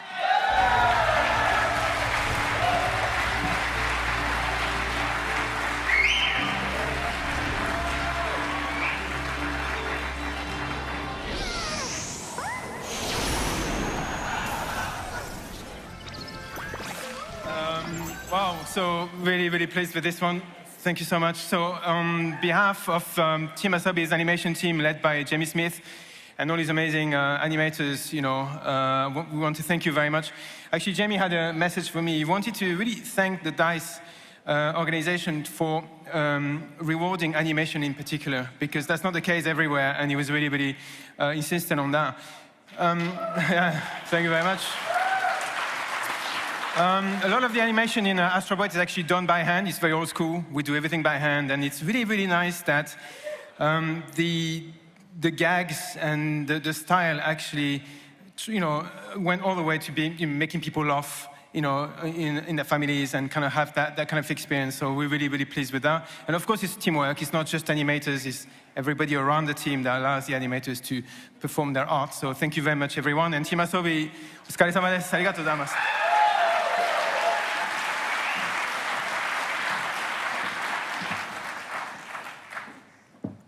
Good art direction is a bit of a paradox. You want to create something that catches the eye immediately and establishes place, tone, and style. But you also need that same art to be cohesive enough that the player isn't distracted or taken out of the moment. That's the real trick.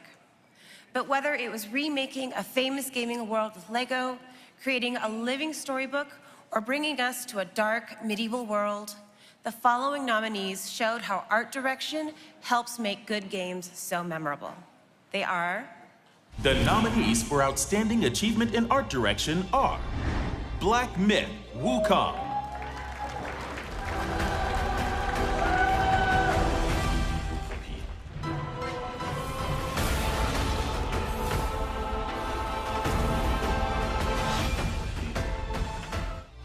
Indiana Jones and the Great Circle.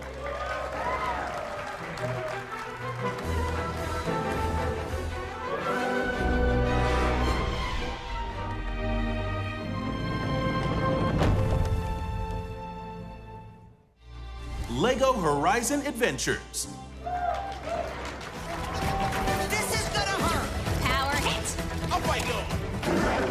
How do you like this? Boom! Cool new stuff. Whoa! Bricks are gonna fly. Kapow! For a paddle. The Plucky Squire.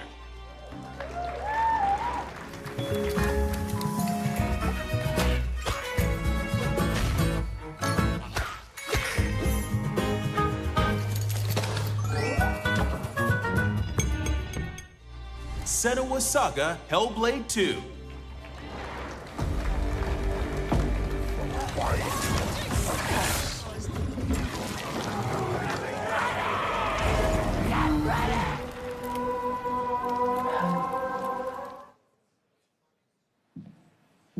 And the winner is Black Myth Wukong.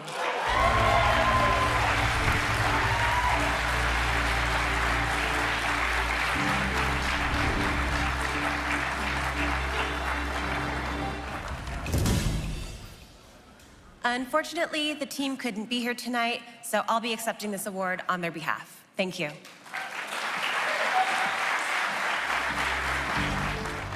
Welcome to the stage, the incoming co-studio head of Insomniac Games, Ryan Schneider.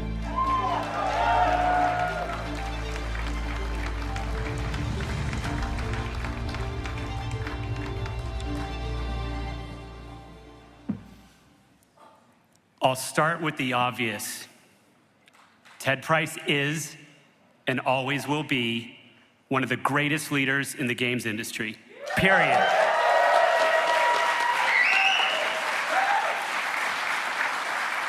Think about what makes a legendary leader.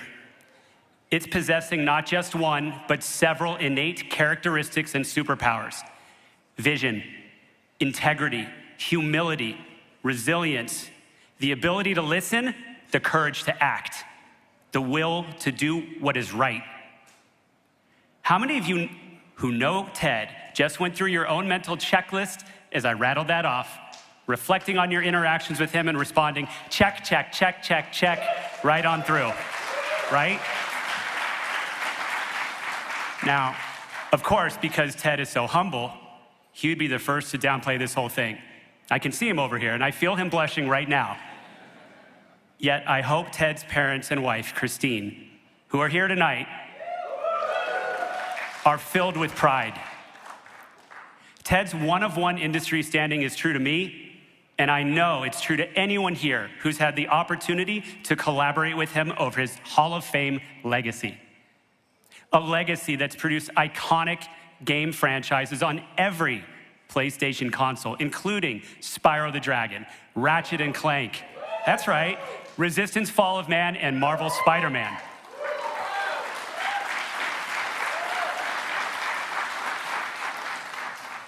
A legacy built step by step, game by game, console by console, challenge by challenge. 30 years, 35 games on multiple platforms and mediums. And yet, there are two things you must know before I continue. One, I don't believe that's what Ted is most proud of. And two, right now, I promise you he's hoping I quickly pivot to Insomniac Games, our studio culture, and the people all over the world whose lives we positively impacted along the way. You see, Ted Price has never been about personal credit. If you watched him on Kind of Funny's Gamecast with Greg Miller last week, you heard it loud and clear. Ted's name is not on the awards. His achievements are not in the headlines.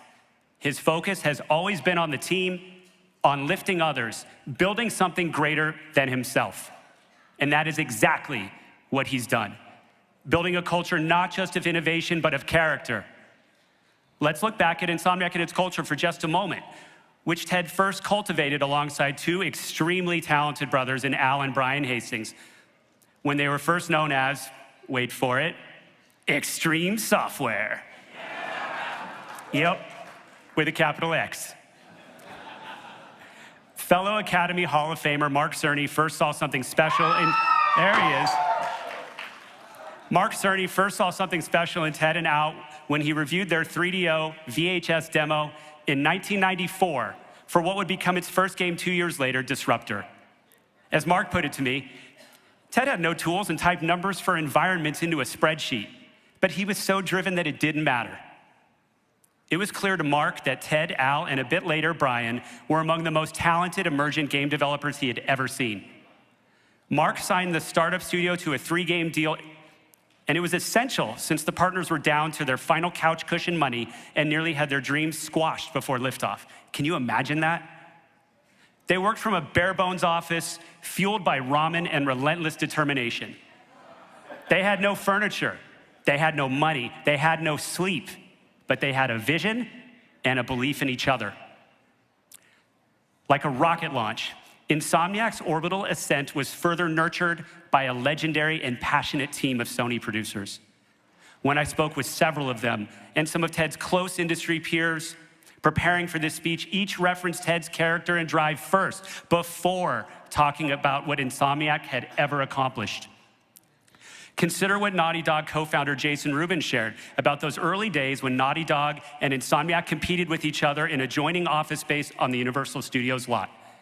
Jason said to me, "Ted was my greatest competitor, and I lent him my dad for 20 years as Insomniac's attorney." Think about that. Why is this both powerful and yet not surprising? Because Ted Price is not just a leader in this industry, he is a leader of this industry. It's true. Ted, you've consistently put Insomniac on your back and lifted us whenever we needed it most. Not by telling us what to do, but by showing us how to act. Not by proclaiming the right answers, but by provoking us to ask the right questions. At a time when gaming faces deep challenges, when we wrestle with how to grow, how to sustain, how to lead with principle, Ted has been a moral compass. And we need that compass. So, what now?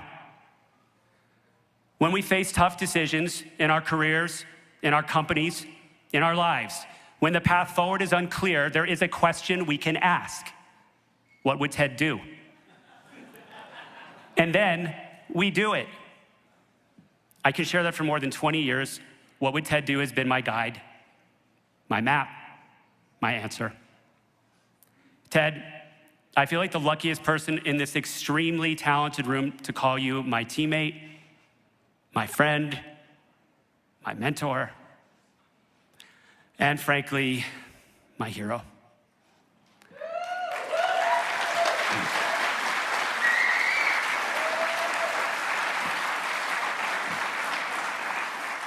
Though you may be hanging up your plaid flannels, and yes, all of them, Christine, I know, your example will endure long after tonight's applause fades, because you will continue to inspire the best of what we can be as you embody the best of who we are. Man, aren't you getting tired of playing these games? I am. I say if we're calling it a game, we're still not ready for a mission.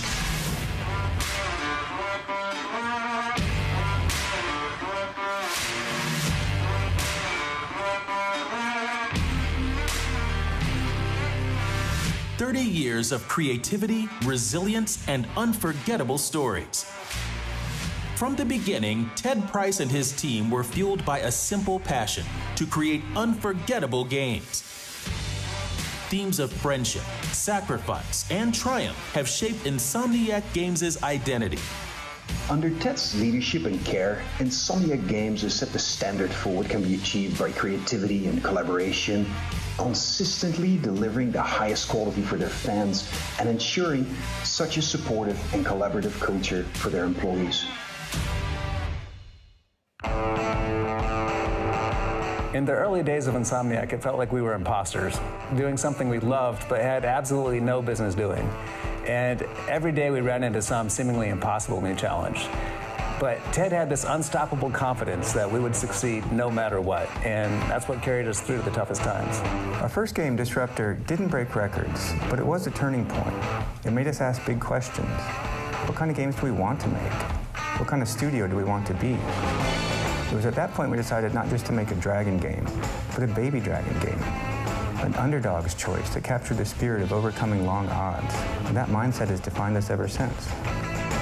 When Ted and the team pitched Spyro the Dragon, it wasn't just about the gameplay. It was about creating a colorful, joyful universe where everyone, adults, kids, newcomers to gaming, could feel welcome. Hey, stop staring. Haven't you guys ever seen a dragon before? Spyro became an iconic character, helping cement PlayStation's early success and a place in gaming history. The Morphoray is used in Ratchet & Clank to turn your enemies into chickens. No, but wait, before you do that, just explain to me how it's gonna work. Oh, it worked. Jerry's a chicken.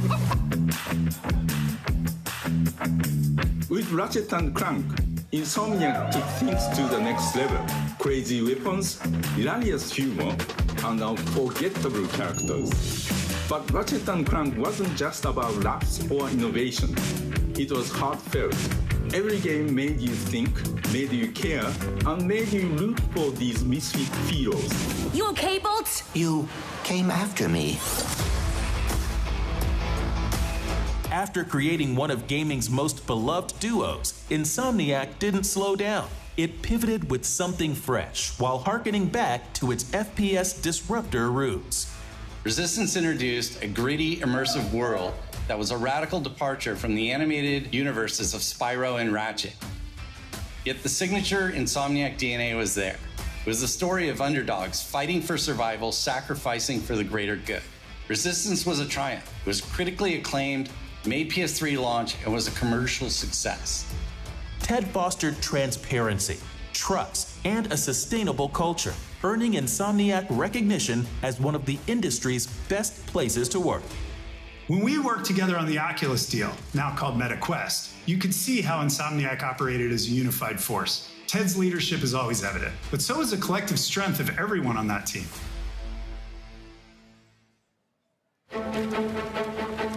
Insomniac's special blend of storytelling and gameplay, along with the perfect balance of humor and heart, made them the ideal team to partner with Marvel Games.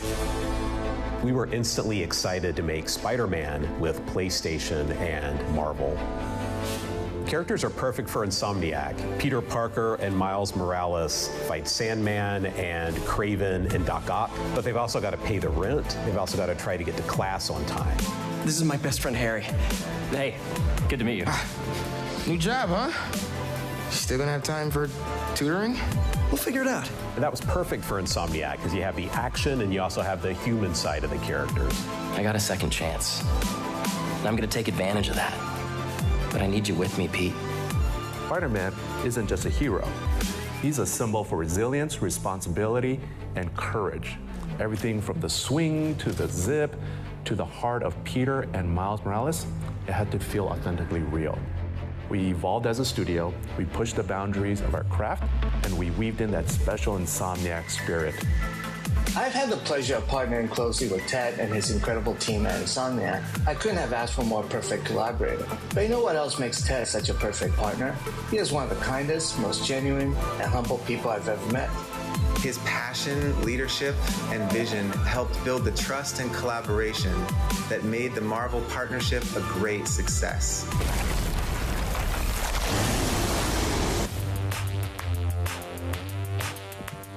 Ted's career has always been about more than just making games.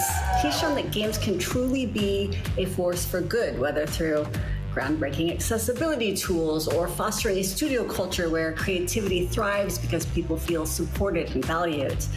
His leadership and his games inspire all of us to do better and prove that positivity can drive greatness.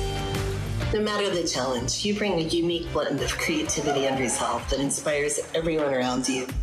Your character and your generosity have made you an incredible leader in the game industry. With over 100 million units sold, Ted Price's leadership at Insomniac Games has redefined gaming through innovation, inclusivity, and storytelling. Ted's games are classics, and the joy he and his teams have brought us through those games is more than enough to put him in our Hall of Fame. But it actually goes beyond that, because behind the scenes, the truth is, he's even better. Leading, helping, mentoring. He's a selfless friend, yes, to me and to a generation of creators in our industry. You know, I actually nominate Ted every year for this award, and he always turns it down, saying it should go to others. Well, the truth is, no one deserves it more. After 30 years of working with him, I can tell you, Ted is relentless. He never gives up. He never stops searching for a way to make the game or the company better.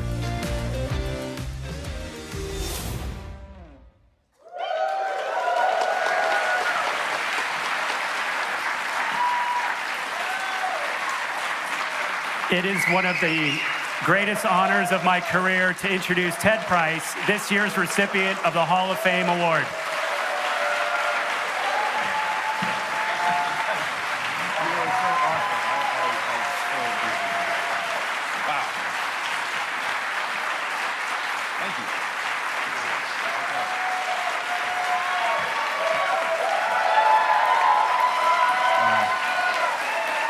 Y'all really can, sit down. It's okay.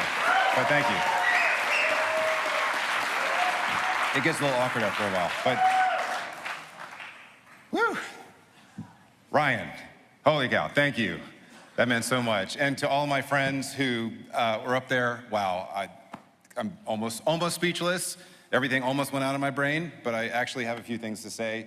I want to thank all my friends, and of course, I want to thank the Academy, and I think I speak for all of us here when I say, Megan, where are you? Megan, you and the Academy team continue to make this the most special event in the industry, and we're also grateful to you for bringing us all together every year.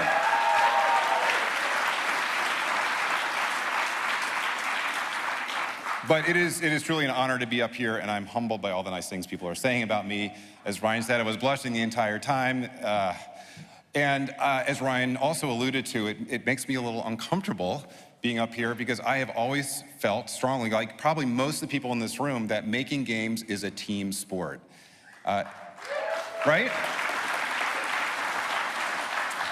It is something that I have felt all my life, and I feel that no matter what our backgrounds are, what our skills are, where we come from, game teams represent a unity of vision that really is increasingly rare in this very divided world today. And I have had such good fortune to see teams share openly and give each other the benefit of the doubt over and over again, and agree to, as Ryan alluded to, solve problems together without judging each other. And when that happens, and I think this happens more often than not in this industry, it often leads to those games that represent the voices and the life experiences of an entire team. And those are the games that, in my opinion, make a lasting and positive impact on players around the world, because those games speak to us all individually in some way. And to me, this is why games will always be the most vibrant art form in the world. And we saw the evidence tonight, right? So I have been just ridiculously lucky to be surrounded by people who really believe that we are better together. Family, friends, teammates, partners.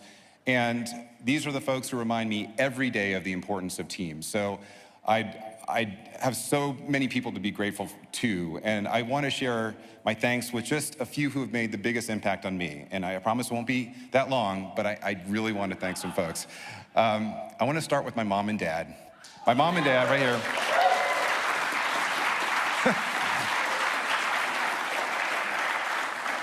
My mom and dad are visiting for the first time ever in Las Vegas, which has been quite a week, right?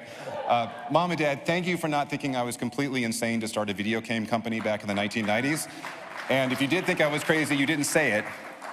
But thank you for always encouraging me and for teaching me the values that have driven me forever. And I will also say, Mom, just like we talked about at dinner last night, thank you for bringing home that Atari 2600 in the 1970s. That really sparked this dream for me, so gotta appreciate it. I appreciate it. To my brilliant partners of 31 years, Al and Brian Hastings, who can't be here tonight, so I'm looking in the camera. Guys, there would be no Insomniac without you. Thank you for joining me on this crazy ride. To Mark Cerny, who is right there. Mark, you have such a great fan club tonight. It's incredible. Mark, you gave Al, Brian, and me our first shot, and you really taught us how to make games. So thank you so much for your mentorship and your friendship over decades.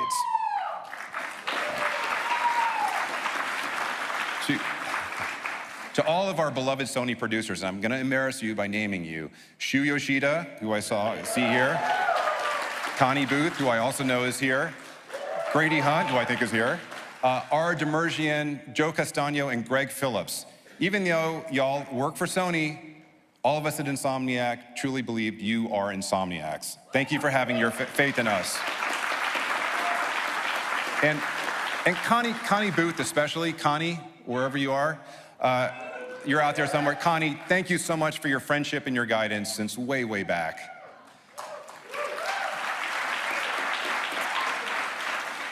To Jay and Luke and Eric and Tim, the Marvel team and all the team members, from all of us at Insomniac, thank you for entrusting us with your beloved characters. To Scott Rohde and Herman Hulst, who I know who can't be here tonight, you guys have supported our dreams year after year. Thank you for trusting us with what we do. Now, I have been speaking on behalf of Insomniac and giving a lot of these thanks, but I want to talk about just a few Insomniacs. And in particular, I want to thank a very special group of Insomniacs who I've worked with day after day for many years, and that's our senior leadership team. That is Carrie Dieterle, Chad Dezern, Jen Huang, John Fiorito, Ryan Schneider, and Sean McCabe. You guys are amazing.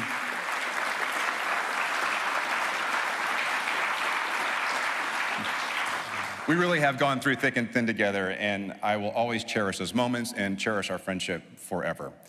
And I can't talk about our leadership team without talking about all the Insomniacs. For all the Insomniacs who are here today, who have joined us over the years, thank you not just for believing in our vision, but for working together to create a place I will always call home. This award is as much for all of you as it is for me. And love you. I'm gonna miss all of you. And I can't talk about Insomniac without talking about our players. For our players, thank you for being on this continuing journey with us. We do what we do for you. There is one last thank you that I have, and it is a thank you that I haven't had the opportunity to make publicly, and it is a thank you that's been many, many years in the making, and it is to my beautiful wife, Christine.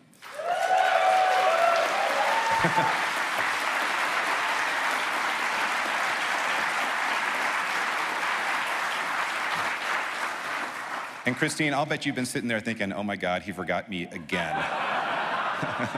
I promise, I didn't. I've been working up to this. It's just taken me a lot of years. And just for those of you who don't know Christine and me, when we met many years ago, we started dating, and I said, you know I'm in the video game industry, right? Are you sure you want to get on this train? Fortunately, she said yes, and we've been happily married for 25 years.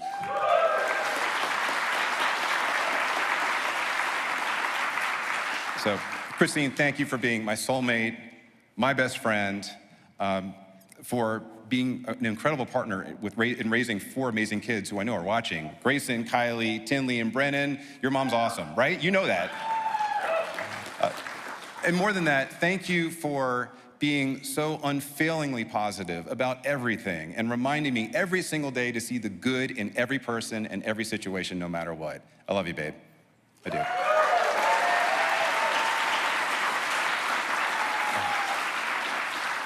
So you all have been very patient. As I wrap this up, I am getting ready to exit the games industry and join my buddy Don in retirement. He says it's great. Don, I believe you, I think, maybe. But I will be joining all the players and cheering every one of you on from the sidelines. And my hope and my challenge to every leader here and all the game team leaders watching is that we never stop working to make this industry a place where every team member feels welcome and safe to speak up and share their ideas so that together we can continue to make a lasting and positive impact on this crazy world. So congratulations to all the winners tonight, and thank you very much.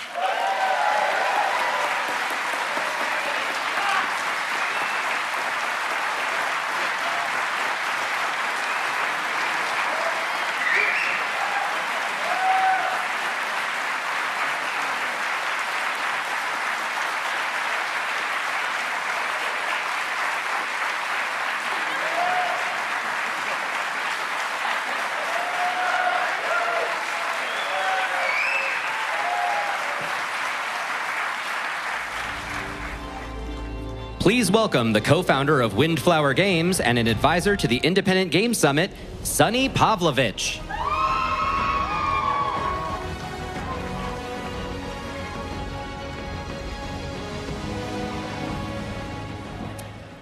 Online gaming is now so common, so popular, that it's easy to forget what a tightrope developers have to walk with them. Your online game needs to be accessible, often across devices with vastly different computing power and connection speeds. Your online game needs to be understandable, often across extremely different cultures and languages. And most of all, your online game needs to be fun. Somehow that's the hardest part. But as the following games show, when done right, there's nothing quite like playing against friends, both nearby and on the other side of the globe. Here are the nominees. The nominees for Online Game of the Year are Call of Duty Black Ops 6,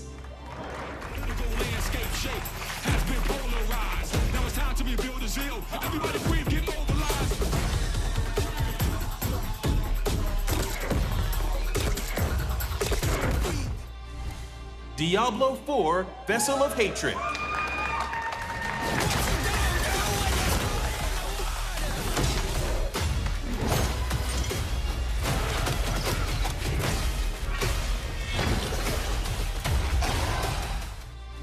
Helldivers 2,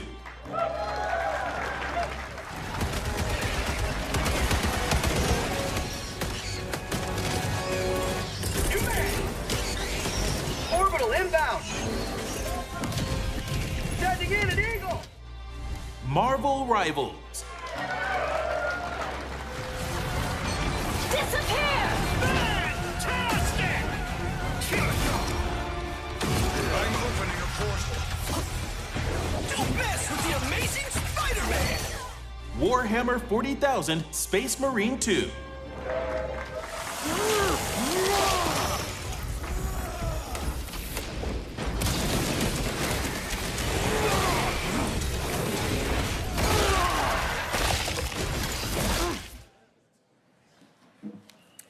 And the winner is Helldivers 2.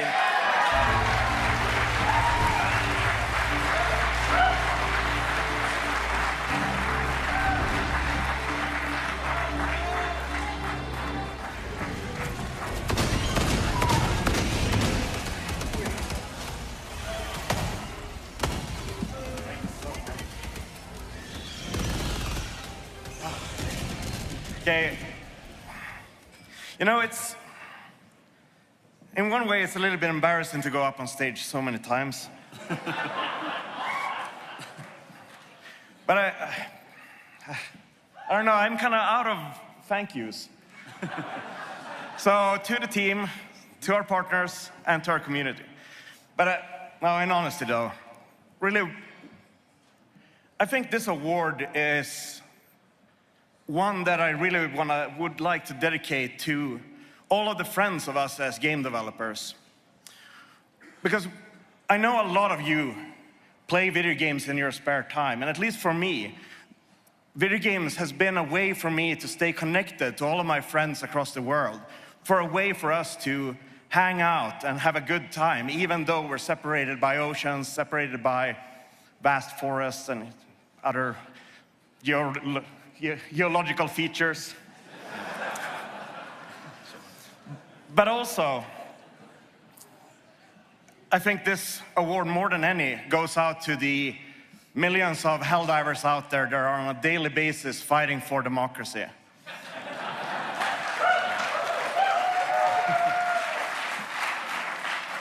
And to you, the community, being like the nicest bunch in the world. Whenever I join a game, I mean, stealthily, you don't know that you're playing with me, but still, like, I get so much respect from a game that has no safety rails against people abusing each other in the game.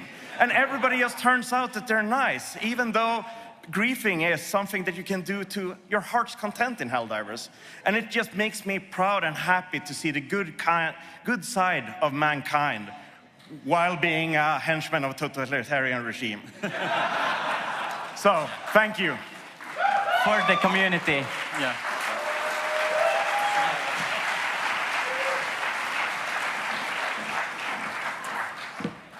There's a simple reason that mobile games are so successful. Almost everyone has access to them, right here and right now. So no matter what age you are, where you live, there's a good chance you have a phone and you know how to use a touchscreen. Mobile games reach across all audiences and demographics, to the point where people who never describe themselves as gamers still have a favorite way to enjoy themselves on the go. And let's be honest, there's probably a good chance someone in this audience is playing a game on their phone right now. I won't stop you, but it better be one of these. Nominees for Mobile Game of the Year. The nominees for Mobile Game of the Year are Balatro,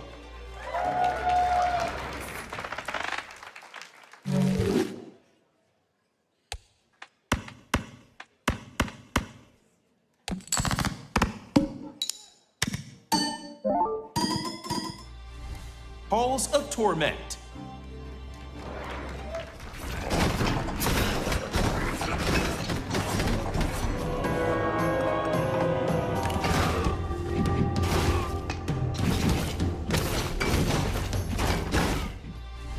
Monument Valley 3,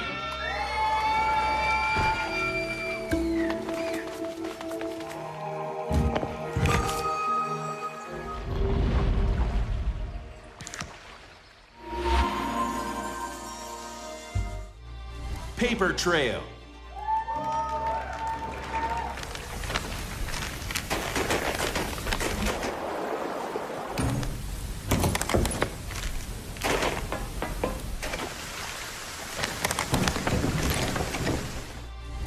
Wuthering Waves,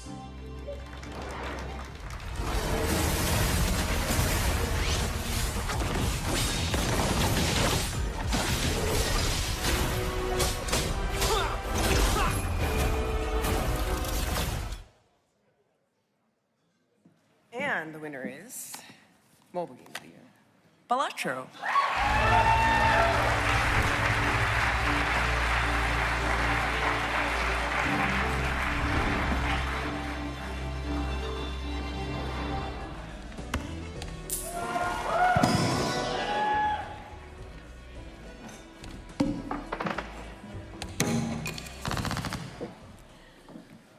I think Troy just left to finish his run.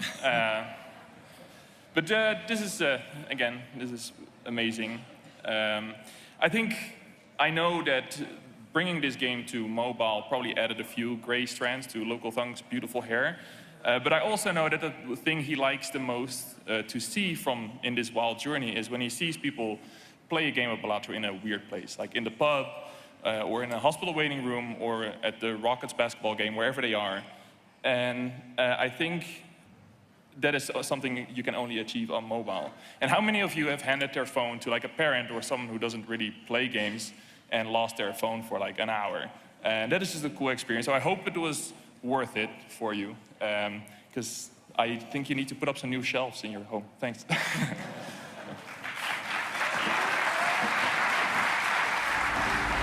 Welcome to the stage, former producer for the Halo franchise and current head of film and television for Xbox, Kiki Wolfkill.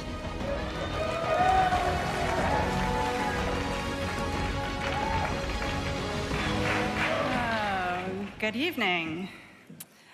Family games aren't just titles made for all audiences. Although that is true, they're also games that help us interact with the people we love, and they give us stories to share. Whether a game about a robot rescuing his friends, or a little cat on a big adventure, or a storybook character escaping the page, the following nominees show how brilliant design that's accessible to everyone can bring families together. Or in the case of Super Mario Party Jamboree, gently tear those families apart, just a little bit. The nominees are... The nominees for Family Game of the Year are Astrobot,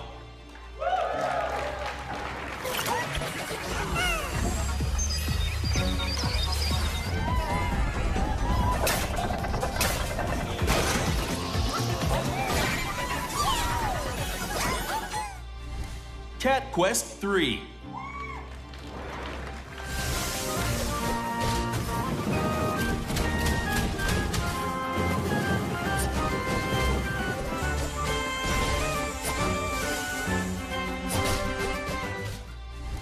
Little Kitty, Big City,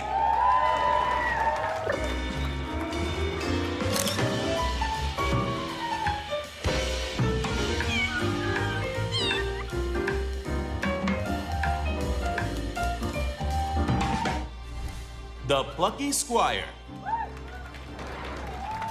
Once upon a time, there was a plucky squire named Jot.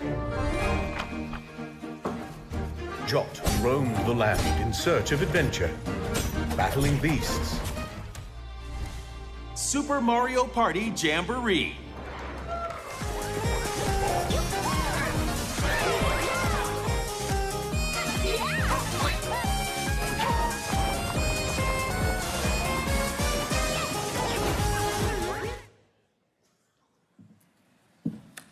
And the winner is Astrobot.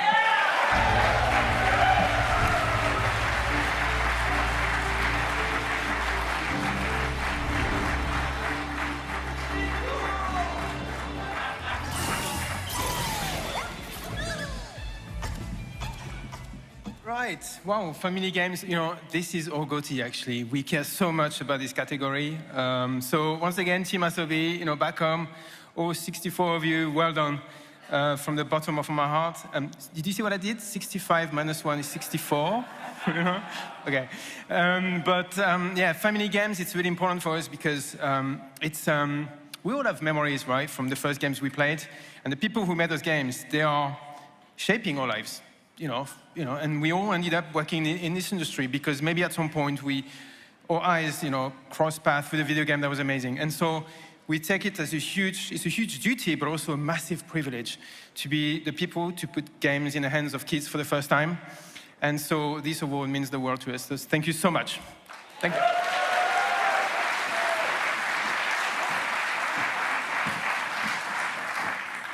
So some of you may know that I was a race car driver in a former life, but I also started my career in racing games, so this category is near and dear to my heart.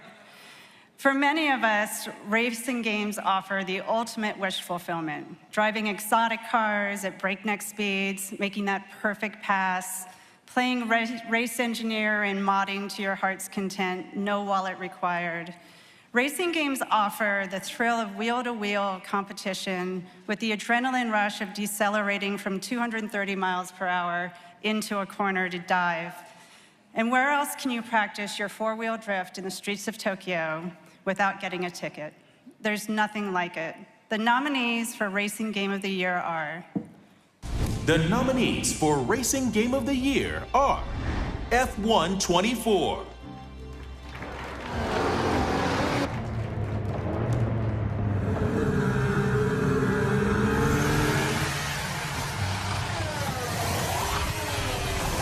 Okay, off we go, back into the race. MotoGP 24.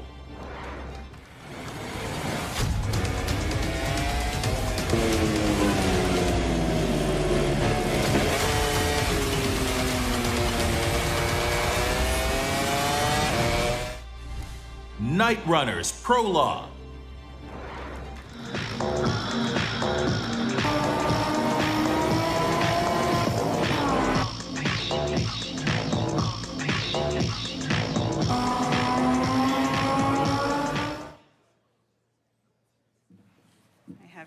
Dual envelope angst. Hold on here. And the winner is F1 24.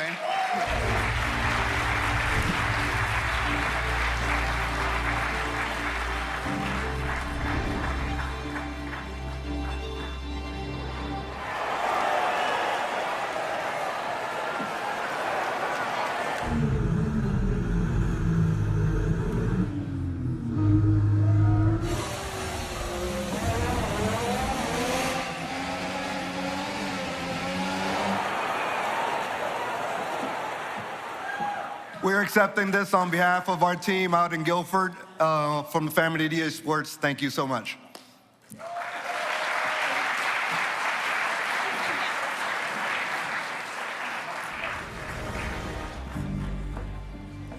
From developer and publisher Dreamhaven, please welcome to the stage Amy and Mike Morheim.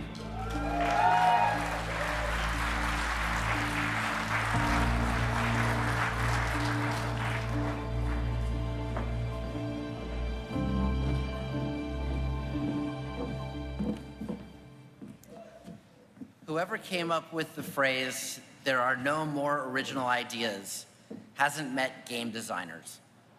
Even though our industry has been around for more than 50 years, we're still constantly finding new ways and better ways to play. The difference between a good game and a great game often comes down to how it's designed and how well the vision is shared among the development team. The games in this category are a testament to the power and limitlessness of creativity. They stand apart from their compelling design, originality, and will be playing them for many years to come. The nominees for Outstanding Achievement in Game Design are... The nominees for Outstanding Achievement in Game Design are Animal Well,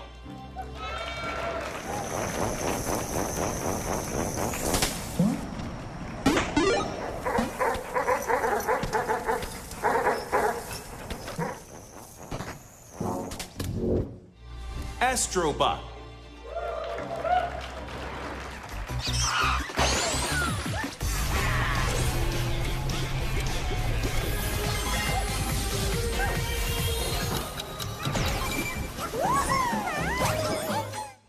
Balatro,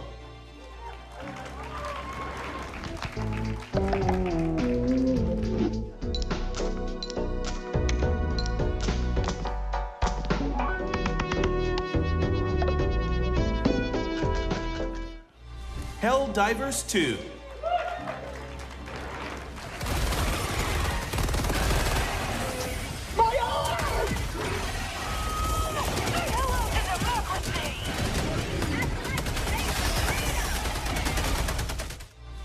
UFO 50,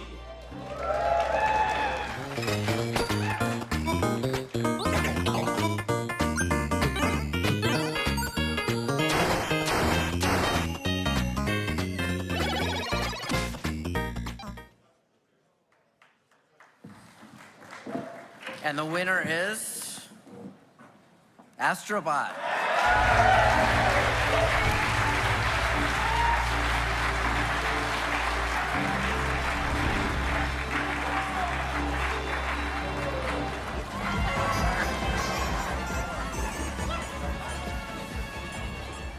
Thank you so much. Once again, really game design. I mean, it's like really touching.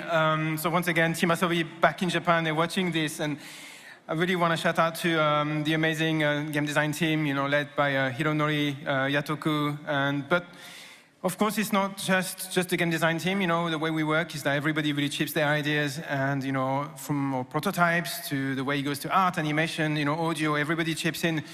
And it's very hard to isolate, game design, honestly, as a single discipline. Is truly a teamwork. And I'd like to add one more, actually, the music. We have our composer tonight, Kenny Young, and I don't know where you are, Kenny. Where are you? But, the galloping soundtrack, the tempo of the game is not possible without music, that comes and just, becomes a marriage with the game and the game design. So, Kenny, thank you so much. And everybody at Team Asobi, well done. Thank you so much.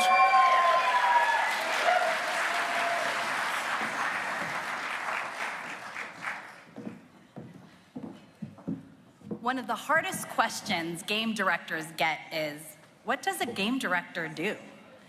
It's a complicated job that's not nearly as simple to explain as, say, a movie director or a CIA director.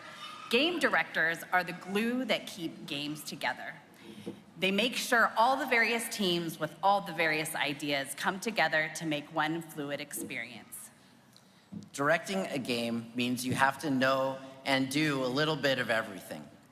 And the games nominated for Outstanding Achievement in Game Direction show us what happens when you get it just right. Unique experiences that express the whole team's creativity. The nominees are... The nominees for Outstanding Achievement in Game Direction are 1000 Times Resist. How does it feel to know you're going to outlive us all? You never seen someone cry before? I have, many times. I'll send you back to that time, and we can meet each other all over again. Animal Well.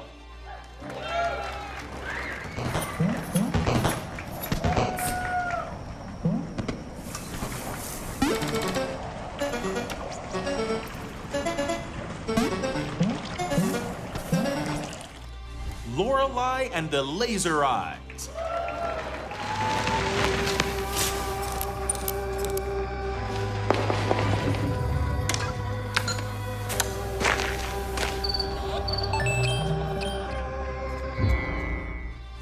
Rivet. According to my most recent measurements, it appears that the fifth age has entered its final days.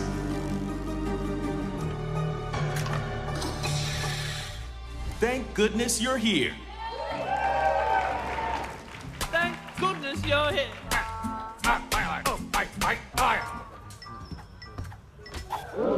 Good grief, lad. The front door's right there. We're 10 stories up for crying out loud. And the winner is Animal Well.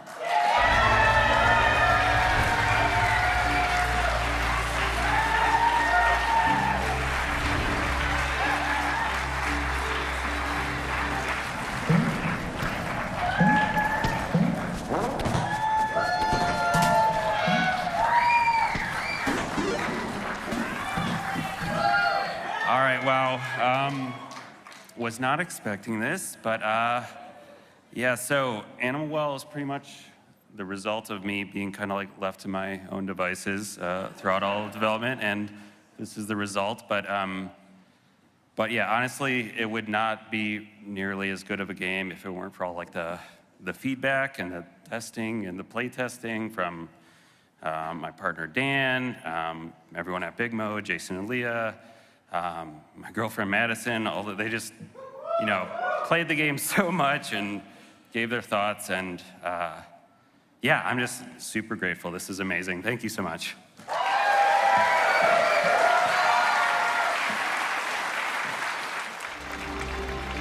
Please welcome back Stella Chung and Greg Miller.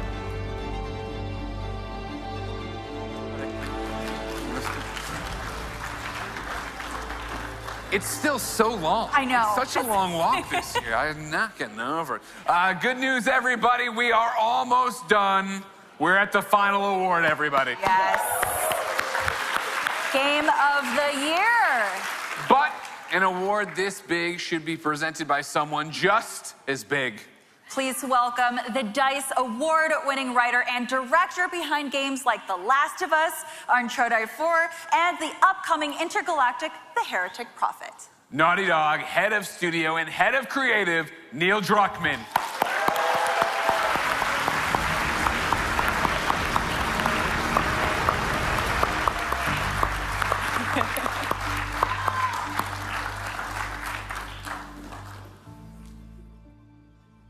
I'm thrilled to be presenting tonight's final honor, Game of the Year, to such a tremendous group of nominees. The studios behind tonight's nominees, all of whom are nominated in this category for the first time, represent a range of brilliant creativity, craft, and artistry. The games these teams have created are shining examples of the kind of diverse, broad experiences games have to offer. Know that whoever wins, each nominee should take immense pride that they were selected by their peers. You all have captivated audiences and inspired countless current and future developers to push our medium forward. So without further ado, I'm excited to announce this year's Game of the Year. The nominees are... The nominees for Game of the Year are Astrobot,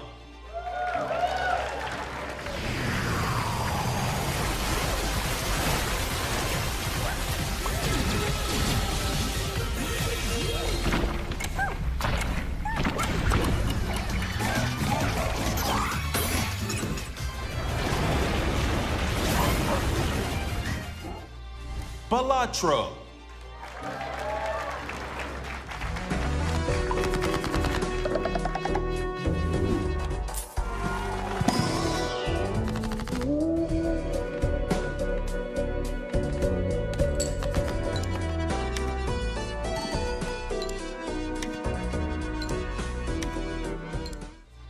Black Myth, Wukong,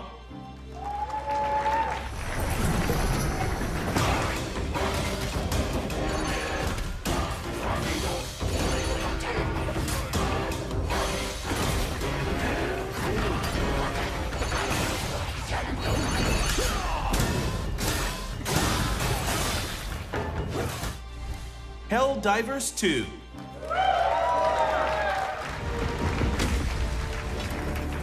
Go now.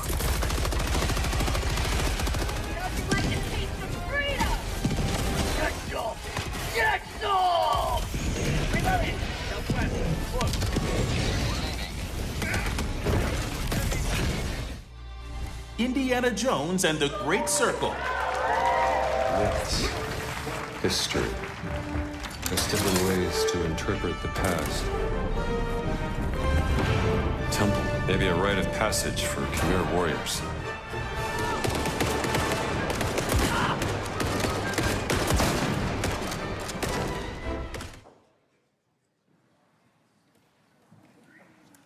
And the game of the year is. Those are good games. Congrats to Team Asobi, it's Astrobot.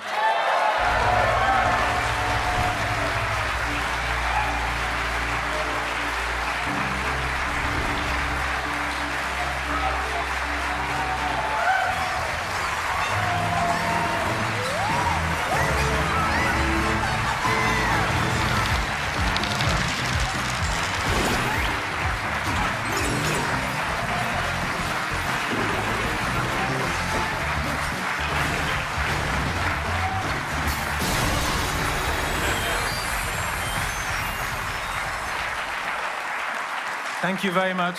Wow. Once again, I cannot stand here, without mentioning Team Asobi. So back home, it's Friday morning in Japan.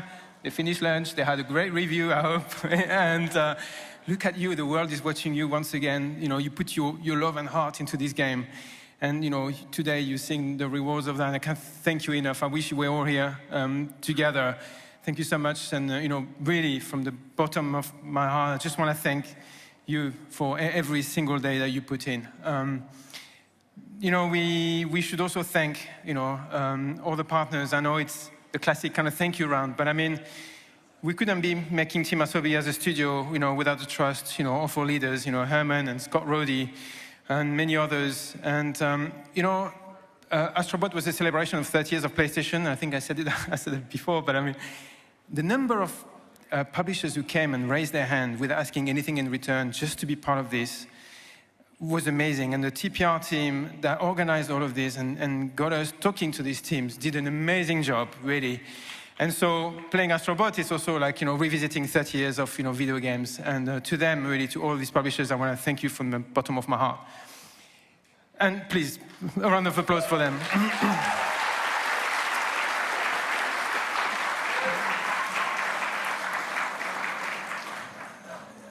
Perhaps there's a couple of things I'd like to close this with. I've already made a Nintendo joke, so we're not going to go there. But I mean, we were able to reconnect with the family audience with this game. And that was really, really important to us because it is something that we felt we had lost.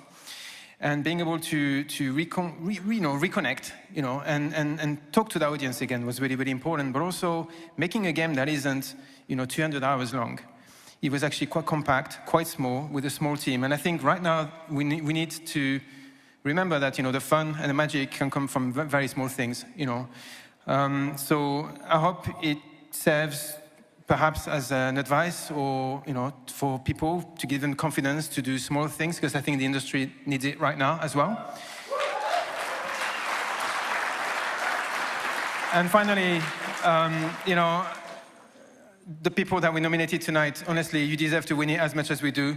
So to all of you, well done, and thank you very, very much to the Academy for organizing. Thank you.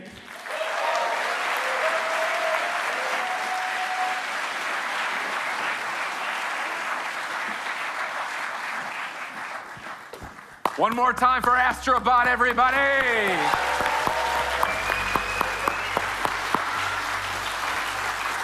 You've done it. You've made it through another DICE, but this is my 9th time hosting DICE, and I've never taken a selfie with everybody. So if we could all crowd in a little bit. Come here, do this. 3, 2, 1. That's it. What a night, everybody. Everyone looks gorgeous in that Everyone photo. looks great. Congratulations to all the nominees and winners. Thank you to the Academy voters. And thanks to everyone watching at home. Yes, and I want to take a quick thank you to a quick moment to thank our producers and everyone backstage who made this show happen. Thank you so much. It's all teamwork. It's all teamwork. It's like Ted Price said, it takes a village. Yes, exactly. Also, special shout out to Marissa, who offered to bring me a whole wine bottle. Oh, wow, that's excellent. Thank you for that. But on that note, good night, everybody. And we do have an after party after this, so we'll see you there. See you there, everybody. Thank you so much. Great job.